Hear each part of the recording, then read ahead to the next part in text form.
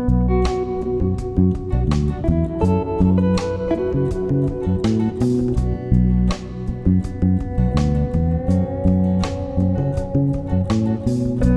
evening, participants. Welcome back. Lecture number 4 of Dialysis. And today will be our resource person. As you can see on the screen, Dr. Prithvika Sridhar will be speaking on a very contemporary important topic called feminism. And some of you all are aware of Dr. Prithvika. She has been a regular on this platform. And for some who are not aware of Prithvika, I can assure you that we are in for a cerebral treat today.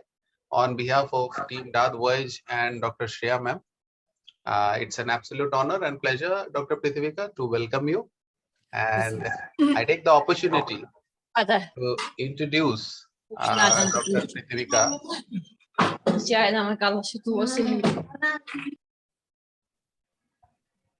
I take the opportunity on behalf of Team DAATH, VOYAGE to introduce Dr. Prithvika to all the participants out here.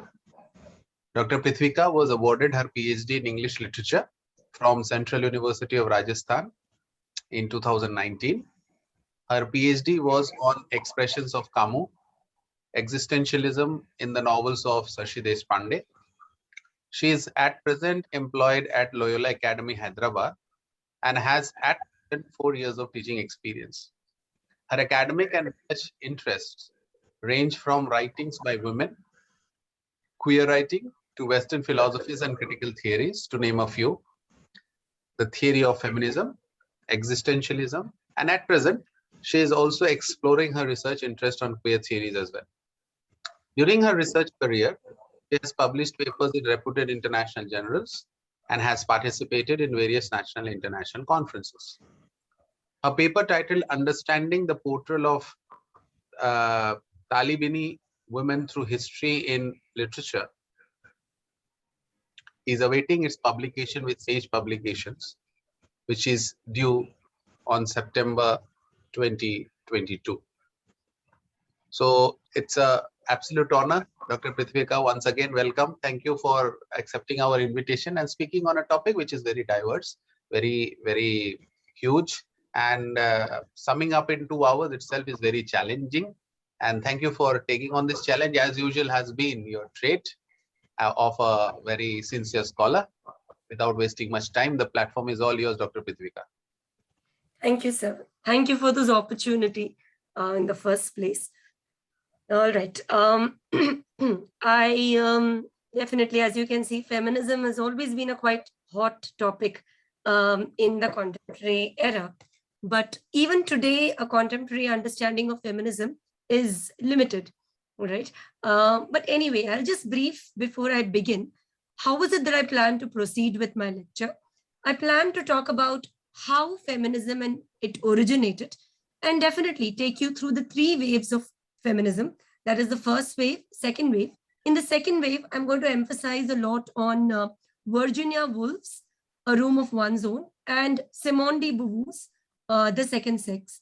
And with that, we come to the third wave of feminism, fourth wave of feminism, intersectional feminism. And then I'm going to discuss 2 texts, pertinent to which is the picture, as you can see on the screen, The Wild Rose, which requires careful handling. The text that I have chosen indicates this thought very well. Daddy by Sylvia Plath. It's a poem. Sylvia Plath being an American poet, confessional writer. Feminist, yes, definitely. Her poem, Bell Jar, has definitely been on rounds. That's one thing. And the second poem is another feminist by another feminist, Meena Kandasamy, a contemporary poet. I've chosen only 2 poems, considering that the theory itself is so vast. I took to understanding this theory in 2 poems, one by an American poet and one by an Indian poet. The poem by Meena Kandasamy is Traitress. All right, so before I definitely step into looking at feminism in these texts, I'll give you a small overview as to what to find in the text. I've brought in select lines from the text, and definitely after we have an overview, we can go into analyzing how these texts employ feminism, what types of feminism do they employ.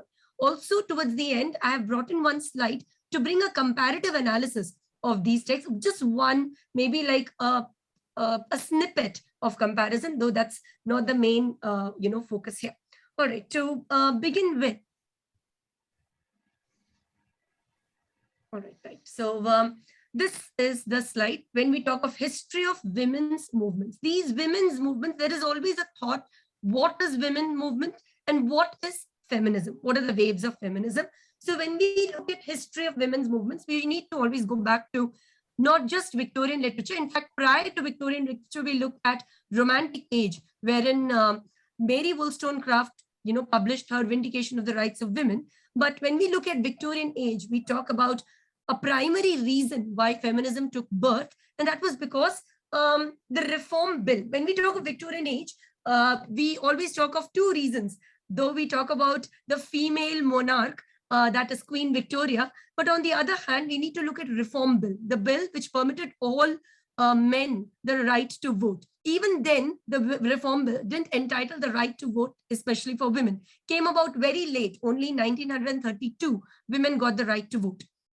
There was, after a long read of British history, what we see beginning from Chaucerian age to Shakespearean age, that's to Elizabethan age, to Restoration age, to Romantic age. It's only now in Victorian age we see the coming of women writings, which has been included in the canon. All right. So there is also one thing that needs to be spoken when we are talking about feminist writings, that there was a drift from the canon. Till now, we've always been talking about in the form of ages and literature. Like we talk about Victorian age, and then we talk about modern age, and then we talk about postmodern age. How is it that suddenly we got this separate canon, separate category known as writings by women or women writing? That was because we broke away from the canon, or because till now the world was being depicted only through one lens, that was through the lens of a man. All right, so that was a rise of women writing. We all know how Jane Austen was one of the most major writers, and other writers, empowered writers like Elizabeth Gaskell and Charlotte Bronte. Elizabeth Gaskell reversed the dichotomy of the working man and the gentle women. It reversed the idea of brought in for the very first time a woman who becomes the head of a factory, which is quite contrast. Women generally did not hold significant posts, in at least in the Victorian age. Also talking about Charlotte Bronte, very important when we talk of her autobiographical novel, that is Jane Eyre, we get to see about the education of women. All right, the very reason why women took to writing a novel also in Victorian age was because till then, because women never got the right to get educated in the first place. And even if they did, their scholastic or let's say university education was quite limited. And the only field that they could write without being entitled to university education was the genre of novel. All right. So, and there are varied writers who came up, be it George Eliot, be it Elizabeth Gaskell or Annie Bronte or Emily Bronte or Charlotte Bronte, varied women writers came up. And to that matter, they also started using their pseudonyms or pen names. For example, Charlotte Bronte wrote under the pen name or pseudonym of Currer Bell. Why? Because whenever women write, they always are perceived to be looked at as though there is only a subjective perspective. What will a woman write? She will only write about her grievances. Women is considered to belong to a domestic space. How is it that what idea does she have about the world? Her knowledge, her glimpse of the world is so limited that what new is she going to bring to us on the table? That was the outlook. So that's the reason, in order to avoid this biased perspective, was the reason why people like, especially Anne Bronte and Emily Bronte and Charlotte Bronte, wrote under the pseudonym of Currer Bell, wrote under a pseudonym. For that matter, even George Eliot, Mary Ann Evans wrote under the pen name, or let's say the pseudonym of, George Eliot. All right. So that was because to avoid that judgment that this is coming from a woman, that prejudice itself would restrain the reader to go ahead with reading the text. This was the birth of feminism in the first place, though one might question what grand events took place in that era. No grand events. Definitely the era was prosperous, not for women, but at least the fact that women took to writing was, definitely a mega step. Also, people would, some of these critics would deny that the kind of writing portrayed by these women was still regressive. Okay, they did not necessarily empower their women, but considering that these were baby steps to building a movement which has become as large and so vast today, that's a point to be considered. All right, we begin with our first wave of feminism. Looking at this. All right, so you have the first wave of feminism, when we look at, came about sometime in the 19th and early 20th century in the Western world. When I talk about this idea of feminism, it definitely originated only in the West. All right, so that's something we read in our university education, sometime only when we come to the 20th century. That's the time when we read about feminism, because that's a point when it originated as a Western critical theory under that, umbrella. So the very reason this came about was because to talk about basic legal rights for women, okay, that one cannot live without. So what were the basic rights that we were looking at? When we look at the previous age, when it was Victorian age, we understood that it was a time of industrial revolution, and there were varied warehouses and workhouses which had come up, and women, when we talk about that age, women were only given like one cot, all right, in which they would have to sleep, because one cot along with their child, or sometimes one cot for two women, because generally women were considered to be lean by frame. That was the situation in which women were living, and they had to constantly work under the the glary eyes of their master in the workhouses. And more than that, though they work for longer hours, this whole idea of equal pay for equal work was missing in that age. So these were the first thing that one had to look for, was basic sanitation facilities, better working conditions, and better conditions in the workspace, in the warehouse. So that those were the rights with which women came about, and these are something which we take it for granted today. You would, as we tread, you would understand that's very true. There are some critics who say that feminism is gone by. All right, so that is somebody who talks from a privileged space. All right, so anyway, so these are certain rights with which one cannot even think living without. Okay, so they generally considered when we talk about politics and business, when we talk about the representation of women in the parliament, there were not many women who were there in the parliament. And even when we talk about businesses, there were not many women there, because generally women were considered not capable. Why? Because the biological stature of a woman, the biological frame stature of women was immediately translated to their physical capabilities. All right. So, and very beautifully, Simone de Beauvoir writes, as though the identity of being a man or woman rests on the uterus and the ovaries. The whole biological understanding, considering that women generally have soft skin and have a lean stature, was translated to a narrow mindset and, their incapability, because they're not able-bodied as, that of a man. So that translated as they're not able in the field of politics and business. And one more thing not to forget, considering their biology, it was also considered that women are quite irrational, and a rational sphere is not meant, for women. All right, so definitely we understand women were always confined to their households. This is again a thought that we talk about in Victorian age, that women, she's the angel in the house. It was like a domestic sphere, something like a doll's house. That was what, a woman was, and did not have much of a control there.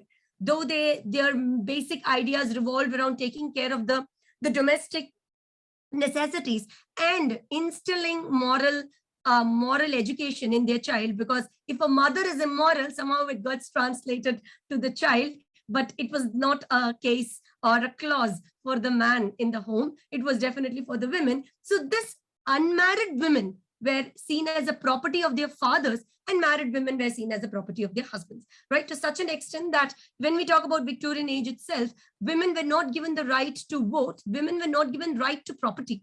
All right. It was only unmarried women who had the right to property, and divorced women were not divorced women. Divorce was never a choice therein. Widowed women had only 1/3 of the right to property. And for that matter, for a long time, when a woman gets married, the property rights gets transferred from the father to the husband.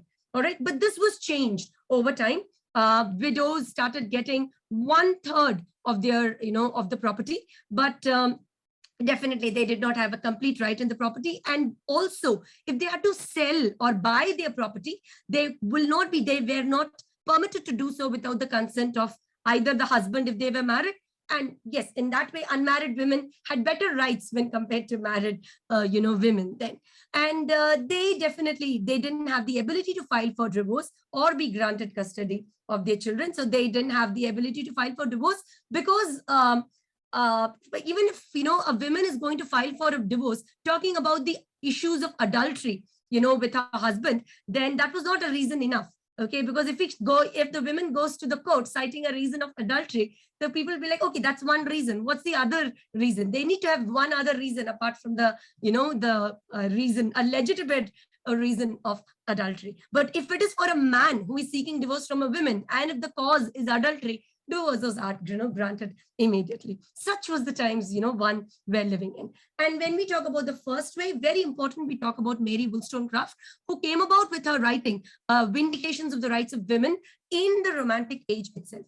Okay, she proposed to apply a different lens to the entire understanding of women, to try to understand that they were no way less capable or in intellectual terms with respect to man. I told you this because women were generally considered to be irrational for no reason at all. Maybe there's a reason which you'll be able to see when we talk about Simone de Beauvoir. But otherwise, she came up with a basic necessity that in no way a woman is intellectually incapable when compared to that of a man. When we talk about Vindications of the Right of Women, there itself, there was a clash in this realm of feminism that says that French women, and their citizenship rights were not spoken about, all right? Because all that we spoke about was Western women, women in England was what they spoke about. Today, when you look at the canopy of feminism, it's so vast. That's why it's broken up. That's why there is a separate sect known as intersectional, feminism over here. And it advocated, only for the rights or equality of both the sexes. All right. So this is one thing. The thwarted understanding of feminism says that it is to rise above the man. When this is a contempt somewhere, there is a thwarted a misunderstanding of feminism, that feminists are misanthropes, when that is not the case in the first place. It's just that they are demanding equal rights as that of the man. All right.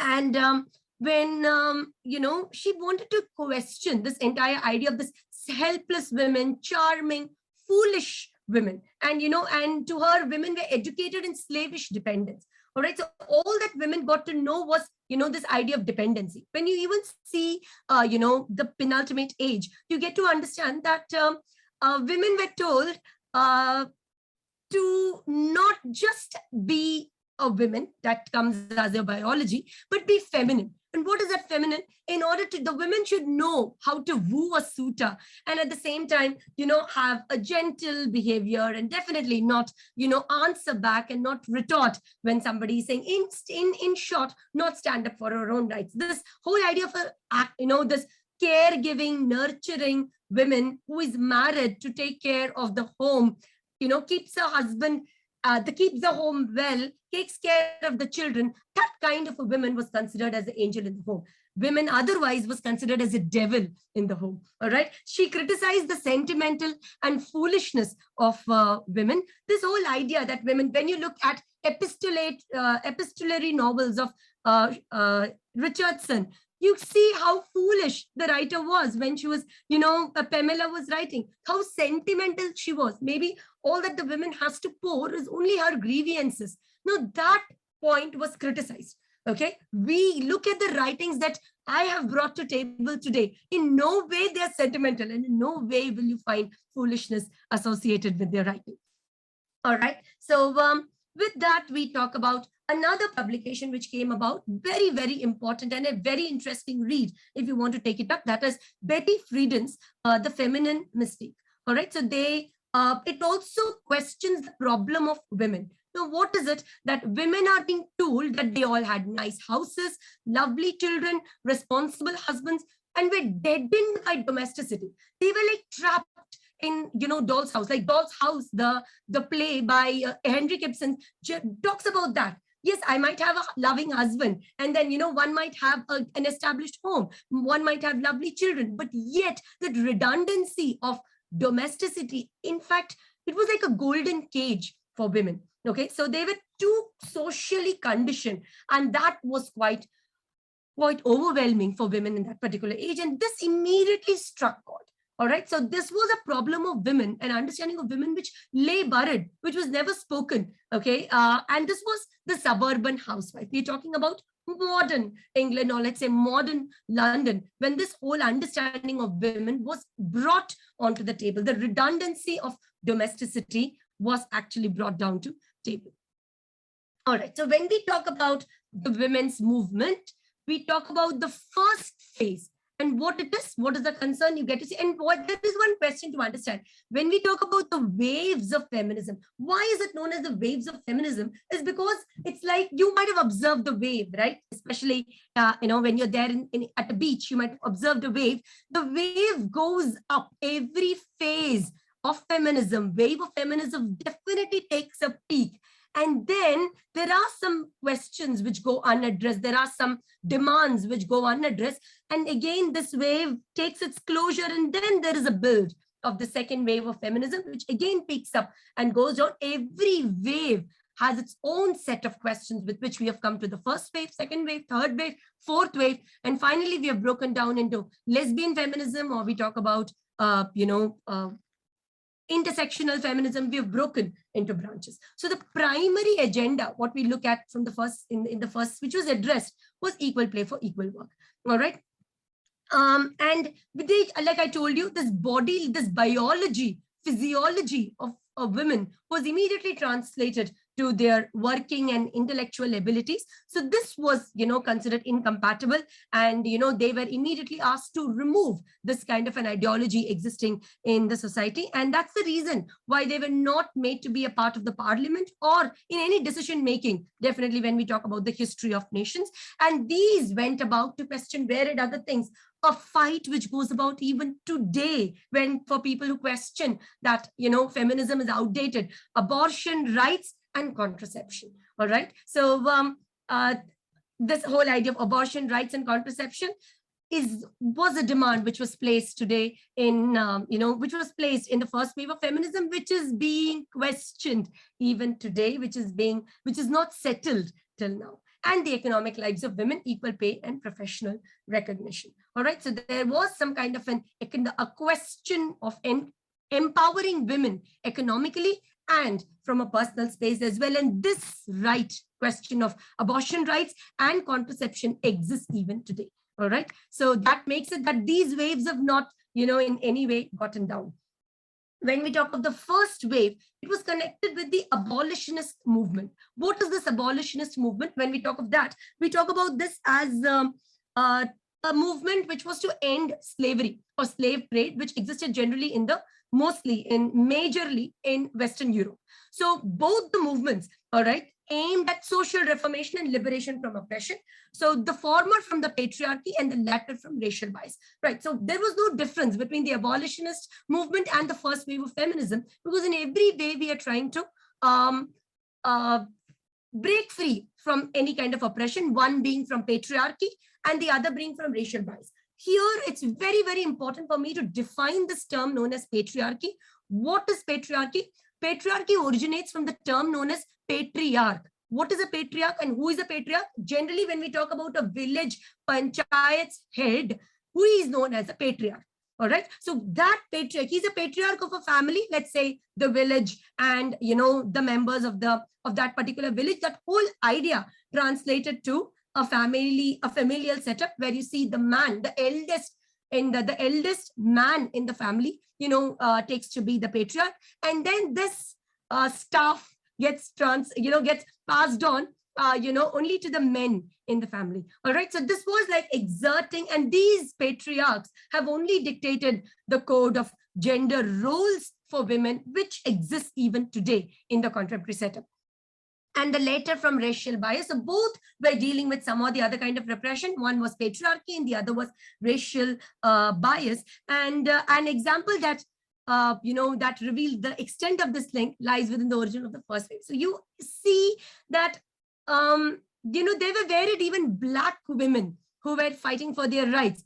Black women, you can see that they're doubly marginalized. Marginalized because they were definitely seen as, marginalized in their own, as, slaves for that matter. And at the same time, they were marginalized because of their patriarchy. And that's the reason why today they conveniently identify a different feminism known as Black feminism, where the rights are more demanding than what the whites or the white feminism or the feminism what we read in general talks about. All right. So, all right. So this was one thing by Declaration of Sentiments at Seneca Falls Convention. And what it spoke about women rights. Okay. So what happened here was two major women, two very important, significant women, Elizabeth Stanton and Lucretia Mott, were denied a seating in anti-slavery convention in London. And that was a point where, many of these abolitionists were also feminists, and thus the anti-slavery movement fueled the first wave and vice versa. So this anti-slavery movement was something which added to the first wave, because it was also in sync with, the kind of marginalization faced by, Black women. So this added to the already existing peak of the wave, of the first wave of feminism. Now, all right, I wanted to bring in an example. Maybe I'll wait for that. So this we talk about as the solely female-led National Women's Suffragette Association. When we talk of suffragette, our basic rights were women be given the right to vote. That's it. All right. So this was, focused on getting the essential right to vote. Okay, through state amendments. This divide, all right, this NWSA, focused not only on getting rights for women, it was also about, empowering them, giving them education and varied other concerns associated with the tag of women. But when you talk about AWSA, it only focused on the right to vote. And that was a split in the, in NWSA and AWSA, there was a split at that very point, because, it felt that, somehow AWSA tried to focus only very little about women, or their goals were quite limited. Okay, the suffragist goal, while the significant improvements in higher education for women took place. So there were, NWSA tried to look for higher education, because at a point you would understand Cambridge, Oxford and Cambridge opened up their universities for women. And none of the parents were ready to send their women to these universities, because they felt that if women get educated, then maybe they might become unfeminine. All right, so that's the reason why they were not sent to study, in the university. So when they opened up for women, there were not many women who were joining these universities in the first place. So though there were, suffragette rights, which was actually spoken about in the first wave, there were other branches in the first wave itself which spoke about working for higher education for women. But people felt that initially it's to take one step at a time. So suffragette was the first, priority that was looked into. And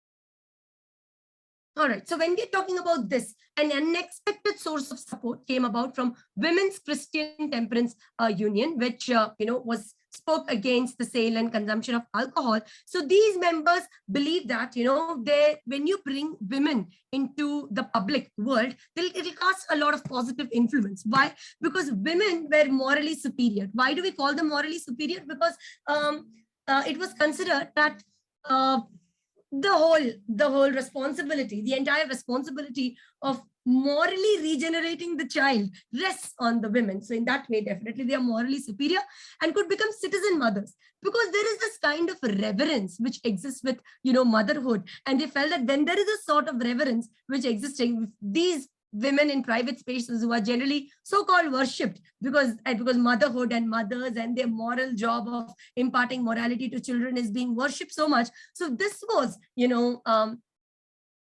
came about to citizen mothers. What if these women are from private space and they come to public, a sphere? It will break the stereotype that, it rests with women, and it'll make her doubly superior, because she's a mother, she's a caretaker, and at the same time, she's into public spaces, maybe fighting for her own rights, or maybe in the parliament. So they felt that with that, women would, get her rights, and maybe with that women would become empowered in the first place. And that was from Women's Christian Temperance Union. And one might question, why is it known as an unexpected source? because very well one knows how Milton had written in his Paradise Lost, book number 12, that the repent what the man takes to after because of the original sin is that he has to fend for his survival, he has to work to earn, be the breadwinner of the family. That's the sin he's atoning to. Generations after generations have to atone the sin. And at the same time, women have to go to the pain of pain, the labor pain, what a woman goes through while delivering a child. So that's the, repent what she's, what she's going through for the original sin. So this was considering such biblical norms associated with the gender roles created because of scripture primarily, that it was quite astonishing to receive a massive support from Women's Christian Temperance Union. So it was very important to understand that the first wave spoke about, had marginalized Black women. I already spoke to you about it, who were doubly marginalized based on race and gender. So it was initially, when they NWSA, that is National Women Suffragette Association, tried to work for white and Black women, but eventually it was understood that this whole sphere was only for white-centric women. All right. And that's the reason why they broke free. Okay. And that's the reason immediately. That was a time when you understand it was almost the post-colonial era or the colonial era that the birth of Black feminism took place, Black feminism, because they had their separate set of objectives different from the white-centric feminism we generally get to read. All right, so here is something what we understand about what is this white-centric feminism. We talk about this, that right, when we talk about white women campaigning, we talk about better education and better political awareness, so that will make them much more capable to be a part of the society and to make better, decisions. But for Black women who did not have an access to, education, higher education could not become that objective what they could fight for, because there were other pressing concerns. All right, because maybe the issue of equal pay for equal work was itself not addressed in the first place. When we talk about slave trade, when we read about slaves being brought into, and the number of helps who were there, especially in London at that time, they were all women primarily. So when we look at, their rights had advanced, white women, their rights had advanced, that, they were talking about education, political awareness, participation in political decisions, decision making. All these were the rights that, white women look for. But for Black women, the very idea of respect, equal pay for equal work was itself not addressed. So education was a far-fetched thought to look at. Okay, so at this point, they became all the more marginalized because the campaigning objectives started to differ. All right, so at that point, they could not share the triumph of the 19th, amendment, because somehow it only catered to white women and it did not cater to black women. This is very important to understand, because though when we talk of first wave and before we enter into second wave, we don't talk of Black feminism at all. What we talk about Black feminism is something what we read today in universities, scholastic education. We read it only when we read texts like, new literatures in English or Commonwealth literature. It's only there we read about Black, feminism. The general, when we discuss the theory of feminism, the texts that we tend to read are generally from, Western texts, all right, and not Commonwealth literature, which is included in that. And there itself, you see how, scholastic education is not able to embrace the whole idea of feminism in its entirety. Very important, that very interesting. This was brought about by Sojourner Truth. So who was Sojourner Truth? You're able to see here. She was, he was campaigning for, she was campaigning for, the African Americans therein, and also sat along with the whole idea of the middle class white women. So Sojourner Truth tells a very beautiful thing, which I'll read aloud to you. That man over there says that women need to be helped into carriages and lifted over ditches and to have the best place everywhere. Nobody ever helps me into carriages or over mud puddles or gives me any best place, and ain't I a woman? All right, so this was the idea which rested. So this was a thought which the men had regarding white women, the white men had regarding white women, but this was not the ideology which rested with the Black men, or, when we talk about the Commonwealth countries or the third world countries, they did not have this idea at all. So what is it What are these women fighting for? So she actually, herself a former slave who had become a preacher in the 1830s, fought for black suffrage, and ultimately, her uh, her fight to achieve these rights did not see perhaps a closure, at least when she was alive. All right, with this, we come to our second wave of feminism. When we talk of the first wave of feminism, the only thought which addressed was the rights for white women and initiation into education, but property rights, abortion rights, the physical health, reproductive health of a woman, all these were carried forth to the second wave of feminism. When we talk about the second wave, it's generally beginning from the 1960s to the 1930s. So it was generally about women who were coming back to their role of housewives and mothers till now, because most of these men had been to war. So the women had taken their positions in at varied workspaces. But immediately when the men were back after the war, and women had to go back to their domestic spaces. That was a time when second wave of feminism came up, because women were already familiar with the space, the workspace of a man, and suddenly, because she is not entitled to in the society, and she's always considered to be second, so she had to get back to her workspace, that's the domestic space. So women were expected to quietly go back to their loyal and subjugated wives, because we do not require them anymore. And it went unadhered that literally about 55 hours a week went about in women's domestic chores. And after having sensed that feel of independence during the war, and suddenly being back to this sense of male dominance, was the crux which brought about this second wave of feminism. All right, so when we see this movement, while we are talking about first wave, I already spoke to you about how it was centered around the right to vote. But when we talk about the second wave, it's only talking about women in public spaces and private injustices. Okay, there is one thing I forgot to tell you when I was even talking about the first wave: marital rape. The whole question of marital rape, for people who consider that feminism, people say feminism is physical feminism is gone by, but psychological feminism is what we are dealing with. But marital rape is something which is not even addressed in etal date. It is not considered, or a fair judgment regarding this has not been passed by the Supreme Court. Issues of rape, reproductive rights, domestic violence, and workplace safety were brought to the moment. So here we are dealing with certain rights, which I suppose we are dealing with in the contemporary era as well. And there was a need to reform this negative and inferior image about women, and women created their own popular culture.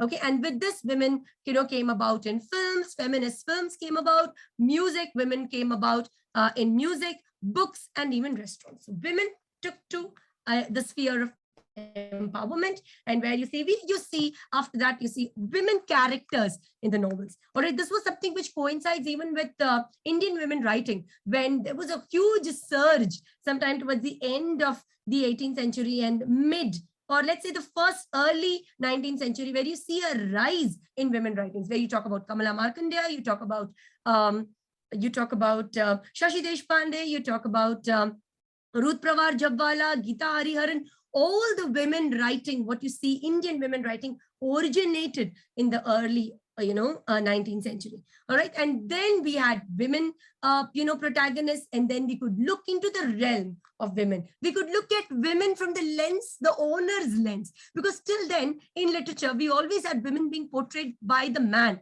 Okay, and suddenly, and how truthful was this narrative? And this narrative only dictated societal norms of how women should be in the society. The sudden breakaway actually portrayed, gave a space to look at women, how women want to portray themselves, and not how the society dictates them to be. Here, I would also draw a distinction between the kind of portrayal of women here and the kind of portrayal of women what you see in Victorian age. Then women had to cater to the societal decorum that is instigated for women, but there were no rules, or at least slowly you could see those rules associated with the portrayal of women waning when we talk about the early 19th century and its portrayal of women in varied spaces and genres.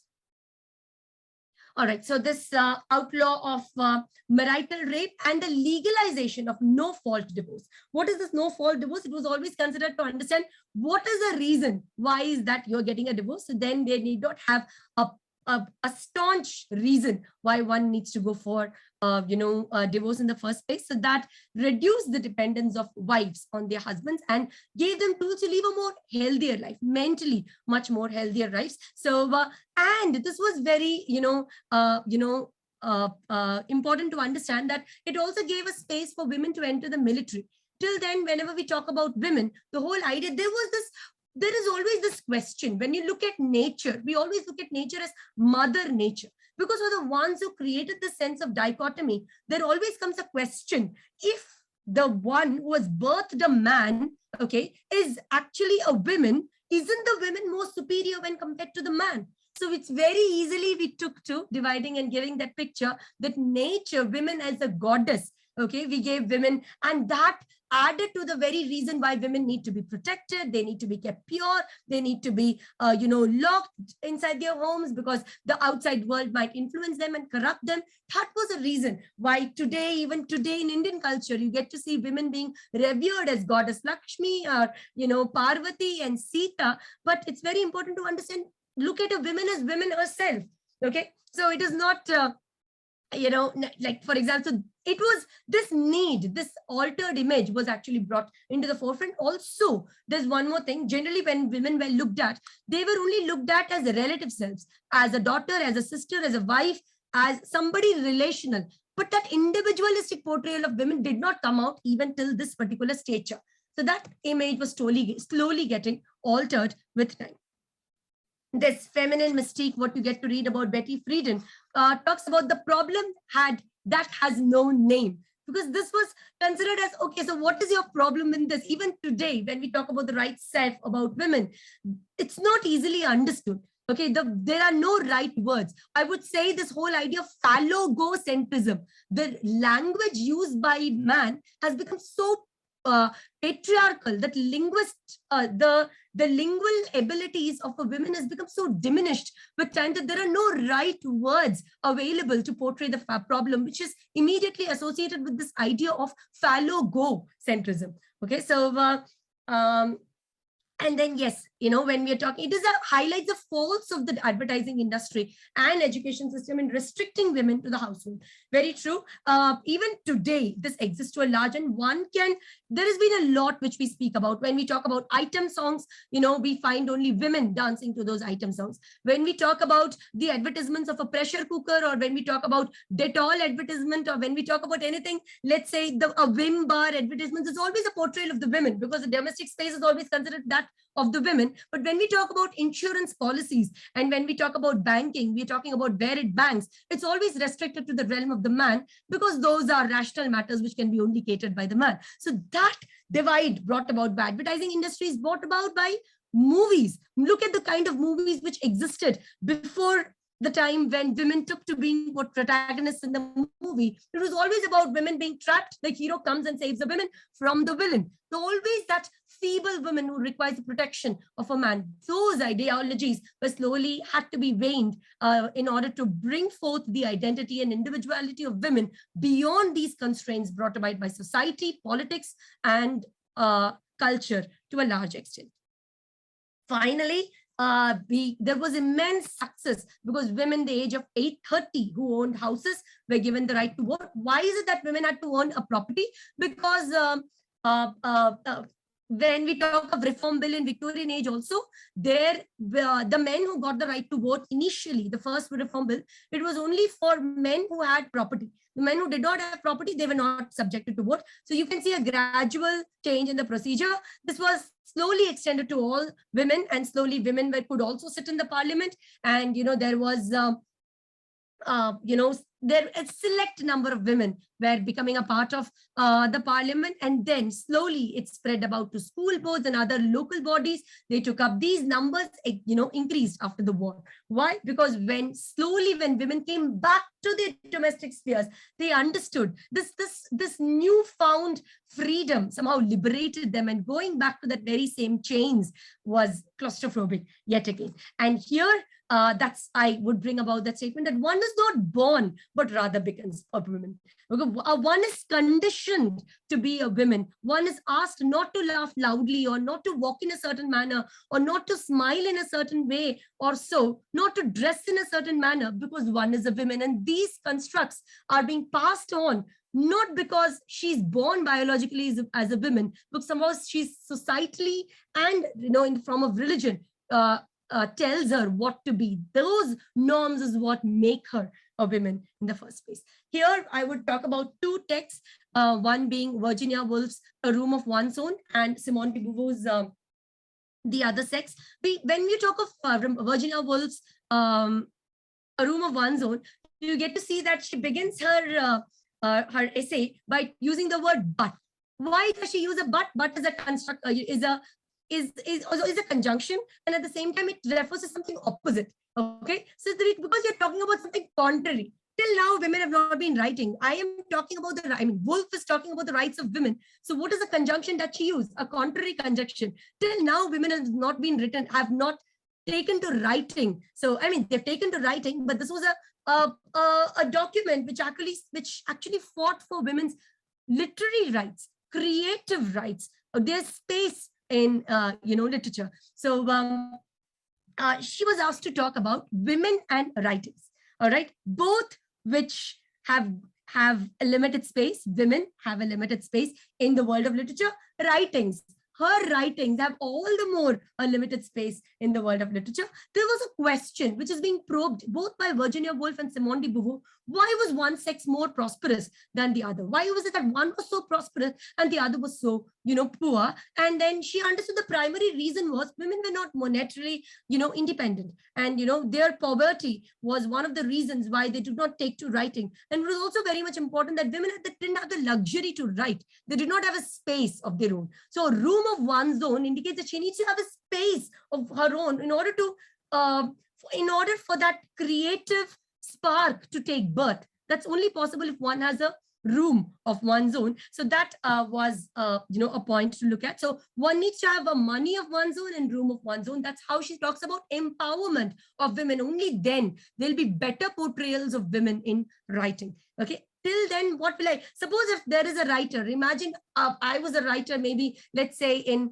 those times, if I had to take to write, I would write based on the world that I see. And what's the world that I see? A claustrophobic world, because I am not having my sense of freedom. Only that will be translated to writing. If women had to require that creative freedom, she needs to have a money of one's own and room of one's own, because at least space and money are there. Now she can look beyond these necessities.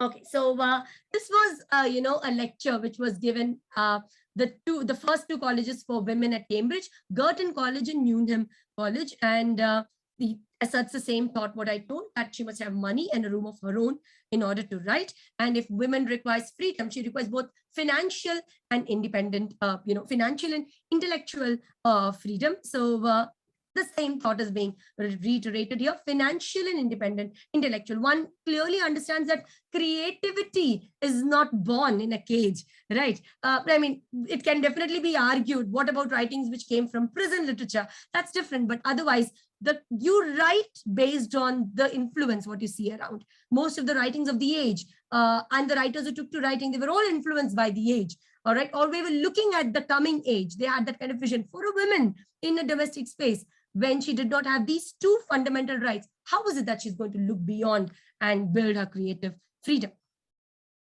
This is a very major thought that she brings about, that when we talk about the kind of writing which exists, we always talk about there is a male mind and a female mind. The male mind being the rational mind and the female mind being the irrational mind. But then Coleridge she brings in this term used by Coleridge, that is an androgynous mind.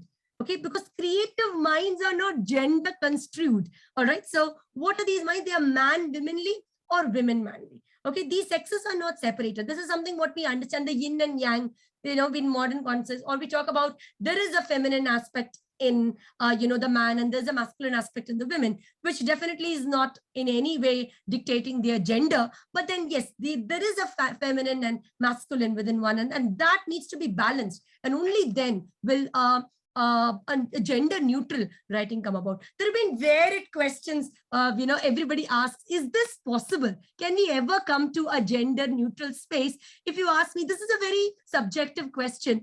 I feel it depends upon the women who is writing. If a woman who's a privileged woman in every way, maybe that kind of a woman will have a women manly, thought. Same goes about the conditioning of a man. If a man believes in equal rights and respect for women, that kind of a man will have a man womanly, thinking. But otherwise, it depends a lot on the conditioning, university education, societal, social interactions that shapes our mind. So that's why she writes very well. The angry men writing books about female inferiority are writing strictly from a male perspective. Their works are unbalanced and less interesting as a result. Nowadays, I guess, when, as I believe one should, rather, if it has not been existing till now, that people who are university students today need to look at, books which are beyond these, gender conditioning, what one might go through. Okay, so that is a point there. And so there is a question always comes up, can we ever achieve a gender neutral space? It all depends on the one who is writing and the kind of conditioning, social interaction the one person has been through. So this is the creative. This is a major thought that goes about that if one has to come about, same goes for women. If a woman has to write, a woman needs to have this. Unfortunately, Virginia Woolf does not define that this is not possible for today, even if in then, let's say when second wave of feminism was on, when you talk about a woman to suddenly write, with an androgynous mind, it's not possible, because it was then for the very first time women were given the rights to write in the first place. So maybe it's possible now. Again, it is only possible for the women in the, I cannot even compare and say women in the urban space, the privileged women who have a space, who are financially independent, who are able to think, who are able to go beyond these norms of society, who are able to build their individualistic traits, who are not conditioned by the gendered divisions brought about by society. Such kind of women maybe will be able to write. But otherwise, it's a deep question if we'll ever achieve that space. It can only rest in hope. All right. So, right. And it's also, she talks about the prejudiced public. The public is also quite prejudiced. Very true. I should, bring in a comment here. Shashi Deshpande in her interview had, mentioned this to me, that she had been to, to achieve this award, to take an award from, take an award, and she'd been to rather felicitate, I get an award for one of her colleagues. And the man who had come along with her said that, why this lady is a good writer, because she doesn't write like a woman. So today, the public is also prejudiced, because they look at as though these are writings, women write in a particular manner and a man writes in a particular way. So there is already a prejudice. Why would women writings be accepted at this particular point? So, she emphasizes that how, an author, especially a woman, if she's to knock on that true creativity, she needs to go beyond her environment. Difficult. This is very, very difficult. But it was an ideological space, what she was trying to build here. Like, for example, we do not know, when we talk of Shakespeare, we generally don't go into the biography of Shakespeare. But then whenever a woman writes, we always think of whenever a woman writes, she'll write only about women, for women, by women. Okay, we never go into the personal life of Shakespeare. But then when a woman writes, we'll always go back to the personal life of a woman. And undenied, I also agree that when you look at Charlotte Brontë, most of these women who took to writing, they've taken their influences from their personal life, because what to do? Their zone, their arena of view was myopic. All right, so these creative freedom allows artists to reach beyond sense. That's an ideal sphere. When what we identify as what is the final goal of feminism, to achieve a gender neutral space. That day we will consider that feminism is today finally outdated. All right, so this requires social and material independence. The next text that I want to bring a small snippet of is The Second Sex by Simone de Beauvoir. Simone de Beauvoir, one of the most celebrated French philosopher, existentialist, contemporary of Jean-Paul Sartre, wrote about the second sex. What you understand is the second sex, when we talk about women, we always talk about as the other, the second. Here we also bring in something what Derrida talks about in deconstruction, something which is considered to be the opposite. How do we understand bad as the opposite of good? How do we understand a woman as the opposite of man? So everything what the man has and what he doesn't have can be found in women. Rational, irrational. Okay, somebody who is in the only, let's say, objective, subjective. All right, so that was the ideology which came about in contrast to the other. She was immediate. Whenever you talk about second, when you talk of other, that itself says that they are marginalized. All right. So, and this was further developed by Helen Seixas. Helen Seixas is one of those feminists, French feminists, who brought about écriture feminism, which is about feminism through writing, through body. Okay, a woman, when she expresses her, when she puts forth her body, okay, then, puts forth a body in writing, all right, then, she has achieved that kind of, she's into that realm of writing, which is known as écriture feminism, defiance through writing, okay. So when you talk about Boo, she says that men had always tried to keep women at a subordinated, place in the society, and claimed that they had done so through construction of various myths. Very important. You read through different myths which have dictated the role of women.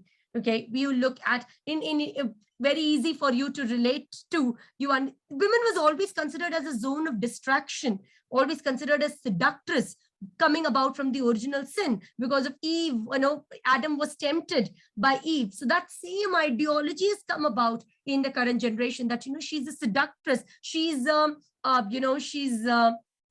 she's somebody who can tempt a man. That whole ideology is passed about same today, and that's the reason why these divisions have came about. The division of humanity into two. And this whole ideology has been passed about through myths, whether it is in the Indian culture, whether it's the biblical myths, whether it's through the portrayal of Sita, whether it's always considered to be the second, to such an extent that the epics Ramayana and Mahabharata have always been said. The whole war of Mahabharata and Ramayana has been said that it has taken place because of a woman. How shameful is that to even attribute that the myth took place all because of a woman. The war happened because of a woman. That whole idea of women being a seductress has been passed on till this very moment. People say that had Draupadi had not laughed, then this whole idea of a Mahabharata would not have come about in the first place. But nobody, but how justified was the entire act of derobing her? That's never questioned per se. And there is this one ideology that exists here. When she talks about second sex, this whole of second, she also brings about these Nazi Jew narrative, or whether you talk about Nazi, opposite of it is Jew. Okay, Nazi were considered to be the most pure race. Opposite of that was the Jews. When you talk about slaves, or the master slave, the whole master slave narrative got passed on into this narrative of male and the man and the women. She says, like, how is it that women have man has got this kind of a sovereignty? How is it that he became the object and she became the subject? How did this happen? He became the subject and she became the object. How is it that he became the universal and she became the particular? Because this was how it has been built through time immemorial, that to reverse this narrative was a strain in that particular. This is how it has been brought up. It was in a foundational thought. And this, to revert this foundational thought, was definitely a challenge in this sphere. And I have to definitely address, because we're talking of an era, the second sex, talk of Ismat Chugtai, who took to writing the famous text, The Quilt, who took to talk about varied sexualities, was actually barred from the society. None of her texts was ever read after that, because she spoke about lesbian feminism in the first place. So though her texts were revered and read, talking about boo here, but yet, it was definitely read with an eye of scrutiny, because this was a boisterous thought to be brought about in that particular age. Okay, that is a point, that the other as the object, but never the subject of life. Women remain the absolute other. That was the division. This was like, it will take, like, for example, this will take a while. Like, for example, when we see in Commonwealth literatures, slowly we see the colonized becoming the master and the colonizer becoming the slave. In some of these texts, you get to see, like by Nadim Gordimer. But here, that kind of a reversal, is how is it that this divide, this hierarchy came about? That is what she questions through the entire space. This is primarily, she talks about varied myths, associated with it. And, she, to such an extent, she quotes varied things. Like, whenever we talk about mankind, okay, she uses varied words, it's humankind. So mankind, man became that universal space. When we talk about he, today we use the pronoun he or she. Otherwise, for a long junk, for the longest period in history, we've always been using he. Today we are using the word one to replace both these he and she and give space for other sexualities. That was a need to deviate, and any kind of such kind of a deviation would be considered as abnormal. Okay, when a woman suddenly becomes a subject and women, the feminine glance considered as abnormal and would be considered as irrational. All right, this was a point that I wanted to talk about. Blessed be God that he did not make me a woman. This has been something which has been passed on through myths. I told you, right, that how she's questioned these varied myths. This is what she says, that blessed be God that he did not make me a woman. Say the Jews in the morning prayers, because I'm already marginalized. Thankfully, you did not make me a woman, lest I be doubly marginalized. And blessed be the Lord who created me according to his will. So we attribute this universality when we look at God. Also, we attribute this subject. We do not look at as the feminine, we look at it as the masculine. All right. So, so when we look at man, he's been created free. Okay, and you see this, he's not enslaved. But when you look at a woman, it's quite, the opposite. And again, man has achieved through myths, through history, this absolute eternal status, scripted through history. It is not just that, in any way it has been hinted in nature, or it has been hinted in any way. It has been scripted, written in history, that constructed in history, that man is the absolute and the eternal. And, and they sought to make the fact of their supremacy into a right. Otherwise, there's a pride in being a man, and that was definitely is being passed on to this generation as well. All right, and that's the reason why when men have taken to frame laws before women stepped in, it was all which favored the man and did not favor women. So it was all it took a long time, even when women entered the parliament, to thwart the kind of injustice which has been going across 2 centuries. And just now you see women taking up space in the parliament, and suddenly this shift is going to take a while. It's not going to be that easy. Right. With this, we come to our third wave of feminism. When you understand that we're talking about public faces, we're talking about women's individual expression. When we talk of second wave of feminism, what is very important when we talk of third wave of feminism was, I deliberately did not bring about a separate slide talking about the branches of third wave feminism, because the lecture would have gone beyond realms. We talk of third wave of feminism, which branched into varied feminisms like liberal feminism, militant feminism, postmodern feminism, post-colonial feminism, black feminism, lesbian feminism, and what you call as intersectional feminism. Why? Because this umbrella term only catered to white women, and the demands of all these other feminists were different, okay, when compared to the objectives of the white-centric feminism. All right, so the rights generally shifted. It was not just political space. People had achieved that equality, equal education, and equal rights, and then equal space in a working environment. But more than that, the rights governed around more of an individualistic self.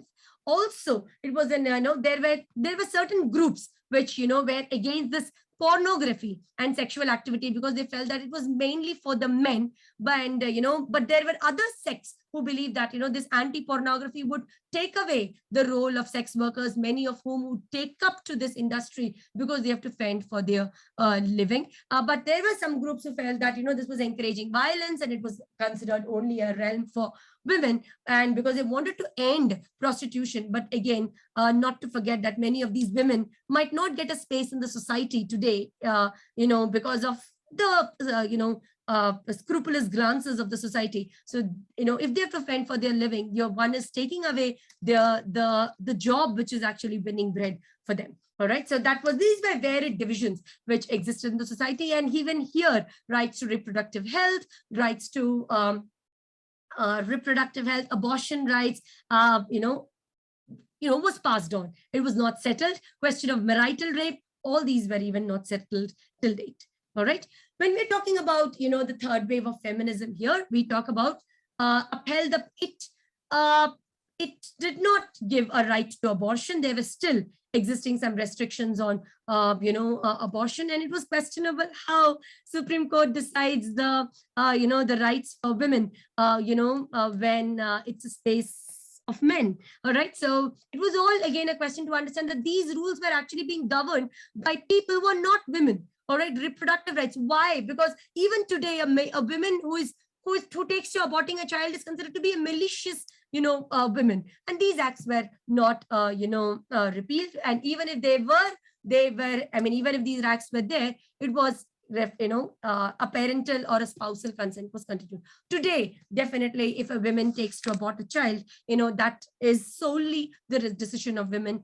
Glad that, contemporary generation genres are coming up with this thought. But again, this is only found in privileged spaces. But when you talk about where it counselors, where it psychologists, when women go to, for counseling, if they've conceived, then, the narrative, somehow the doctors have been conditioned in a manner to force the women not to abort a child, because or for that matter, it also rests for some Christian women who might not take to aborting a child because they would not want to commit the sin with this. The whole idea of abortion rested with the idea of sin, because one is actually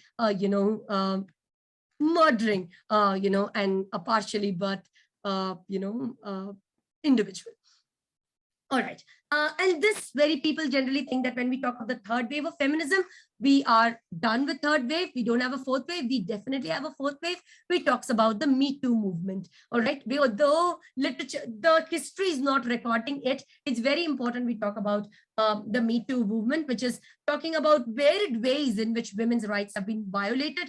And here is what we talk about casual sexism also, when we talk about how women have been portrayed in item songs, or women have been used as an object, or about casual sexism, very well portrayed through the movie The Great Indian Kitchen, considering the realm of the women to be only, the kitchen, or whether it talks about menstruation as a taboo, menstruation as impurity, the whole idea of Shabrimala, temple fought by feminists. All these were casual sexism. Again, one might question that, have we really reached this realm of fourth wave? Are we done fighting the objectives of the first three waves? No, maybe we are done fighting it at the urban space. But when you go to the traditional sections of, be it the West or in the East, you still find this kind of a division. Not many women come out to vote in that first space. Not many women have any idea of reproductive health, contraceptions, or abortions.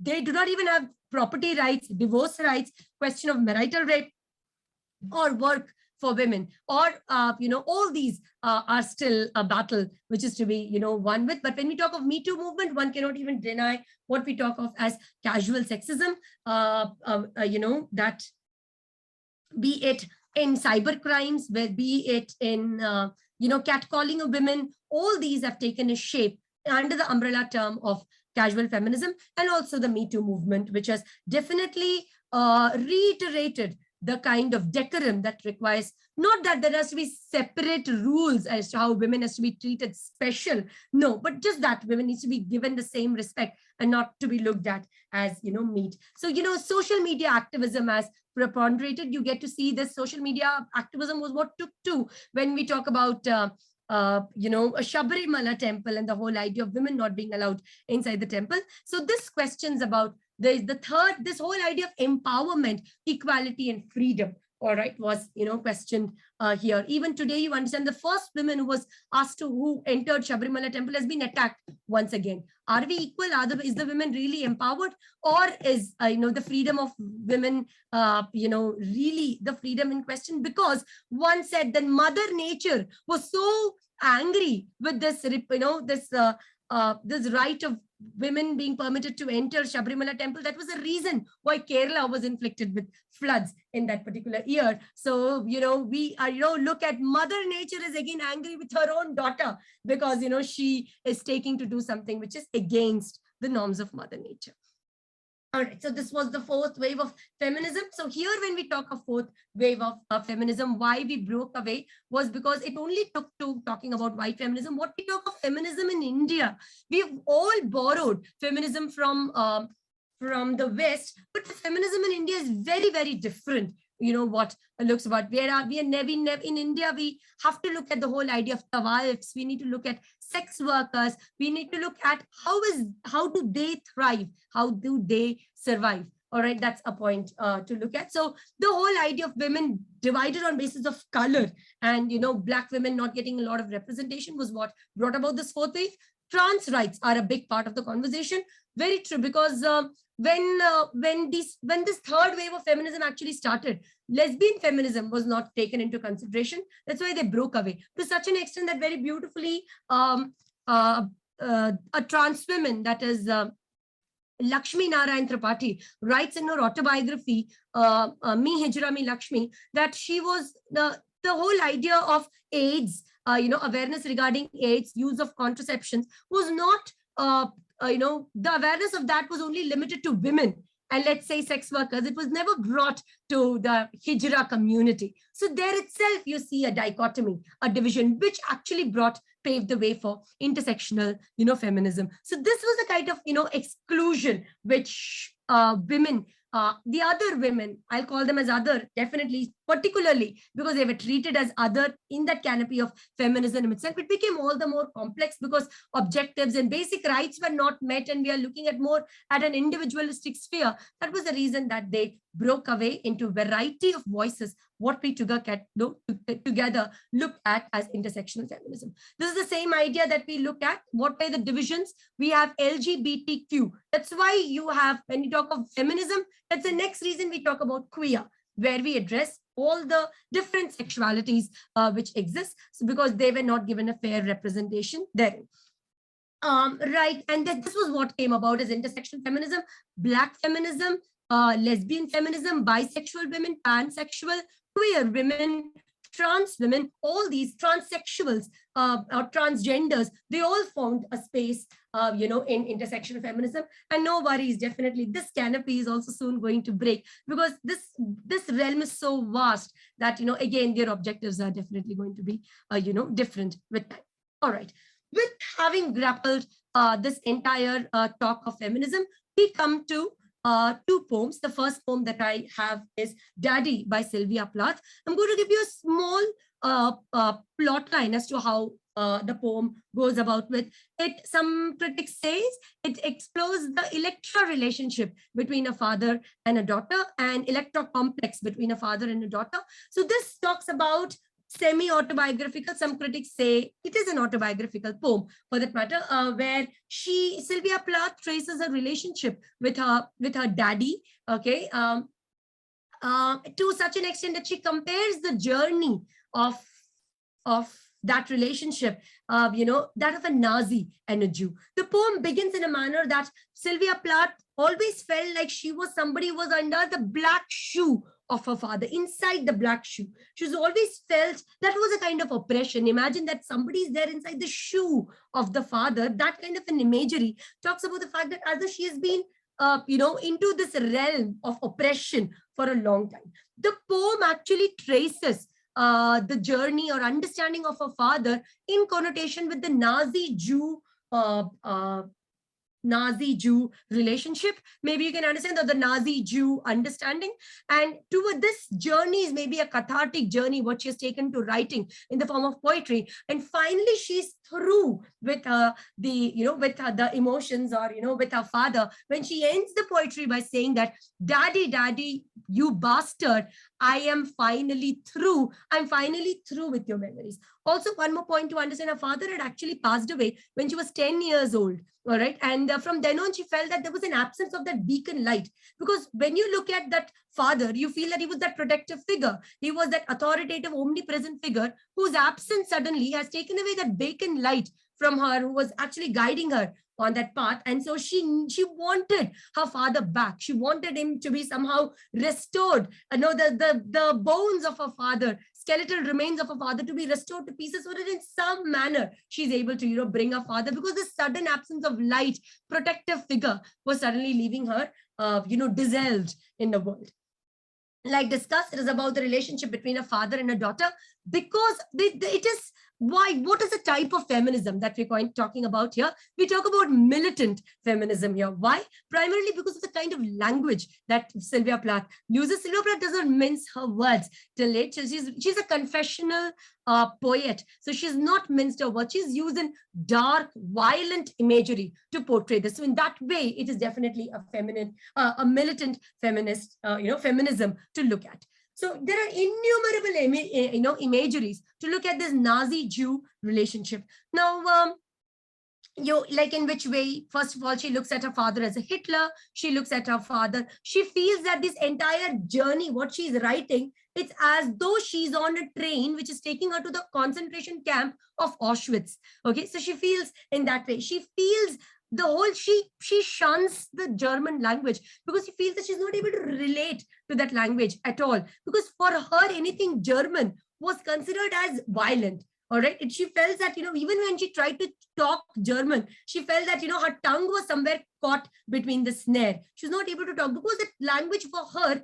was associated with Nazi and was considered as a language of violence. All right. So varied imagery. She talks about, she brings in the imagery of black being the symbol, black swastika being the image of the Nazi party. And, she talks about, to such an extent that she talks about her father as Hitler, but that stereotypical portrayal when we talk of Hitler is his mustache, the toothbrush mustache. Okay, so she models her father after Hitler, and and she considered herself as she's daughter to a Jew. She's a Jew in that particular place. People always attribute by looking at, for that matter, even her father was a German and her mother was Polish. Poland, which was also taken and annexed by the German. And you see various lines in the poem which goes about to say violence. What is this violence? Because time and again, Poland, to which exactly where her father belongs to, was annexed by by the Germans. And so, that war language, the language of violence, is indicated here.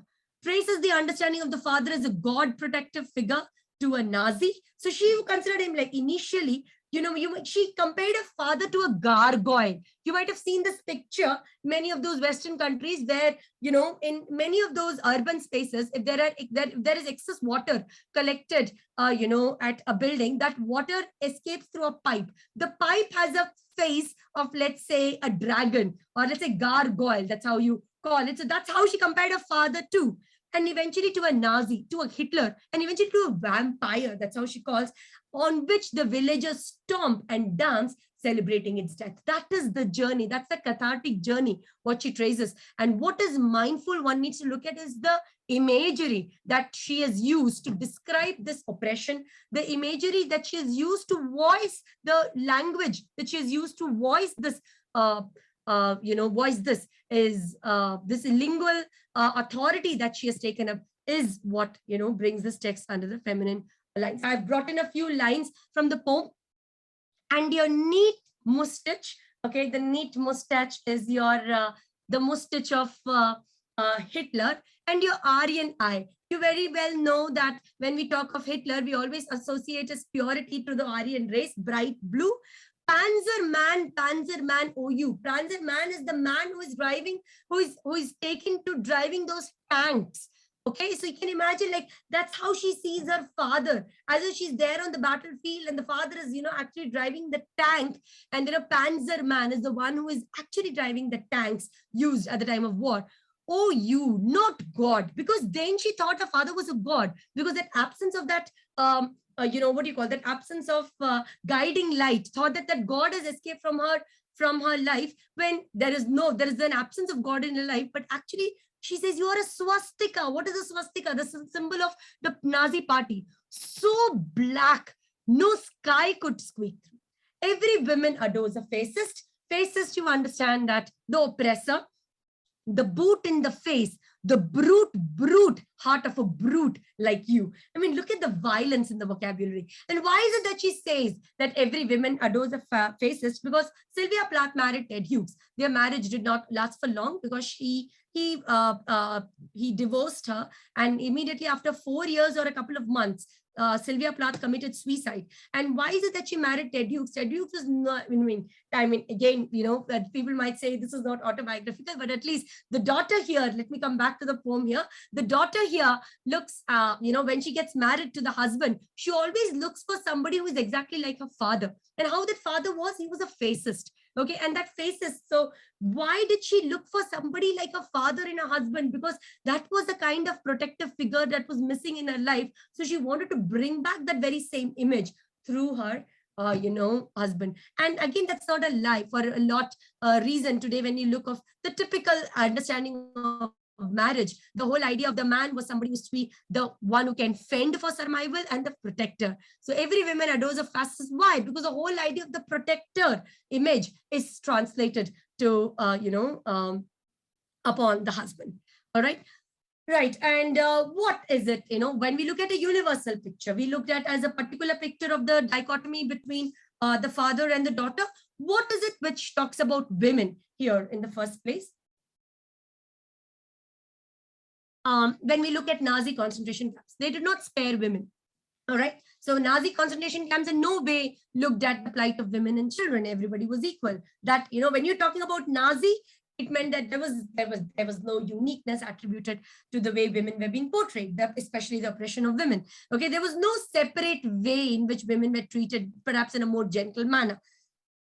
And this being spoken about a man, because he was an authority figure and faces, you're looking at the supremacy, the patriarchy, okay, and that and the expectations that women want powerful, superior male figures in their life. This ideology exists to a lot today. Maybe today it is waning because some of them are not even able to identify this whole idea of toxic masculinity. Toxic masculinity is attributed to the idea of love, and romantic, connotations are being associated with it. But when you look at this is a division. That's, when you look at a man, you look at him as an authority figure. You look at him as an oppressor. You look at him as a superior. You look at him as a powerful. When you place him at such an undebatable juncture, then you are definitely creating another space for women. That's something which you see in the poetry. She wanted to show how women should stand up for themselves to put an end to the menstruation. She did that, at least through writing. She did that.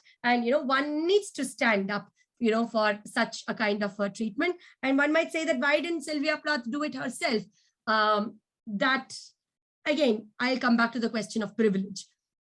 Portrayal of a dad and a husband by the speaker, as well as she finally stands up for herself and she breaks out from the chain she was locked in the life. Okay, she talks about a dad and a husband, the typical patriarchal figures, how patriarchy is one of the most dominant features which is being combated by feminism, how she stands up, for that, and how she breaks out from this chain, which was locked up in all her life. That's a victory. Okay, so finally you find that, the poem ends, that whole idea of militant feminism taking to writing, at least, achieves some kind of a proper closure. Okay, so that was perhaps the victory of Sylvia Plath, which was brought to writing. Okay, so right, when we talk of patriarchy here, we talk about this, how exploitative and repressive it was. Imagine that the position of a woman in the space was so low that it was as though she was inside the shoe of her father.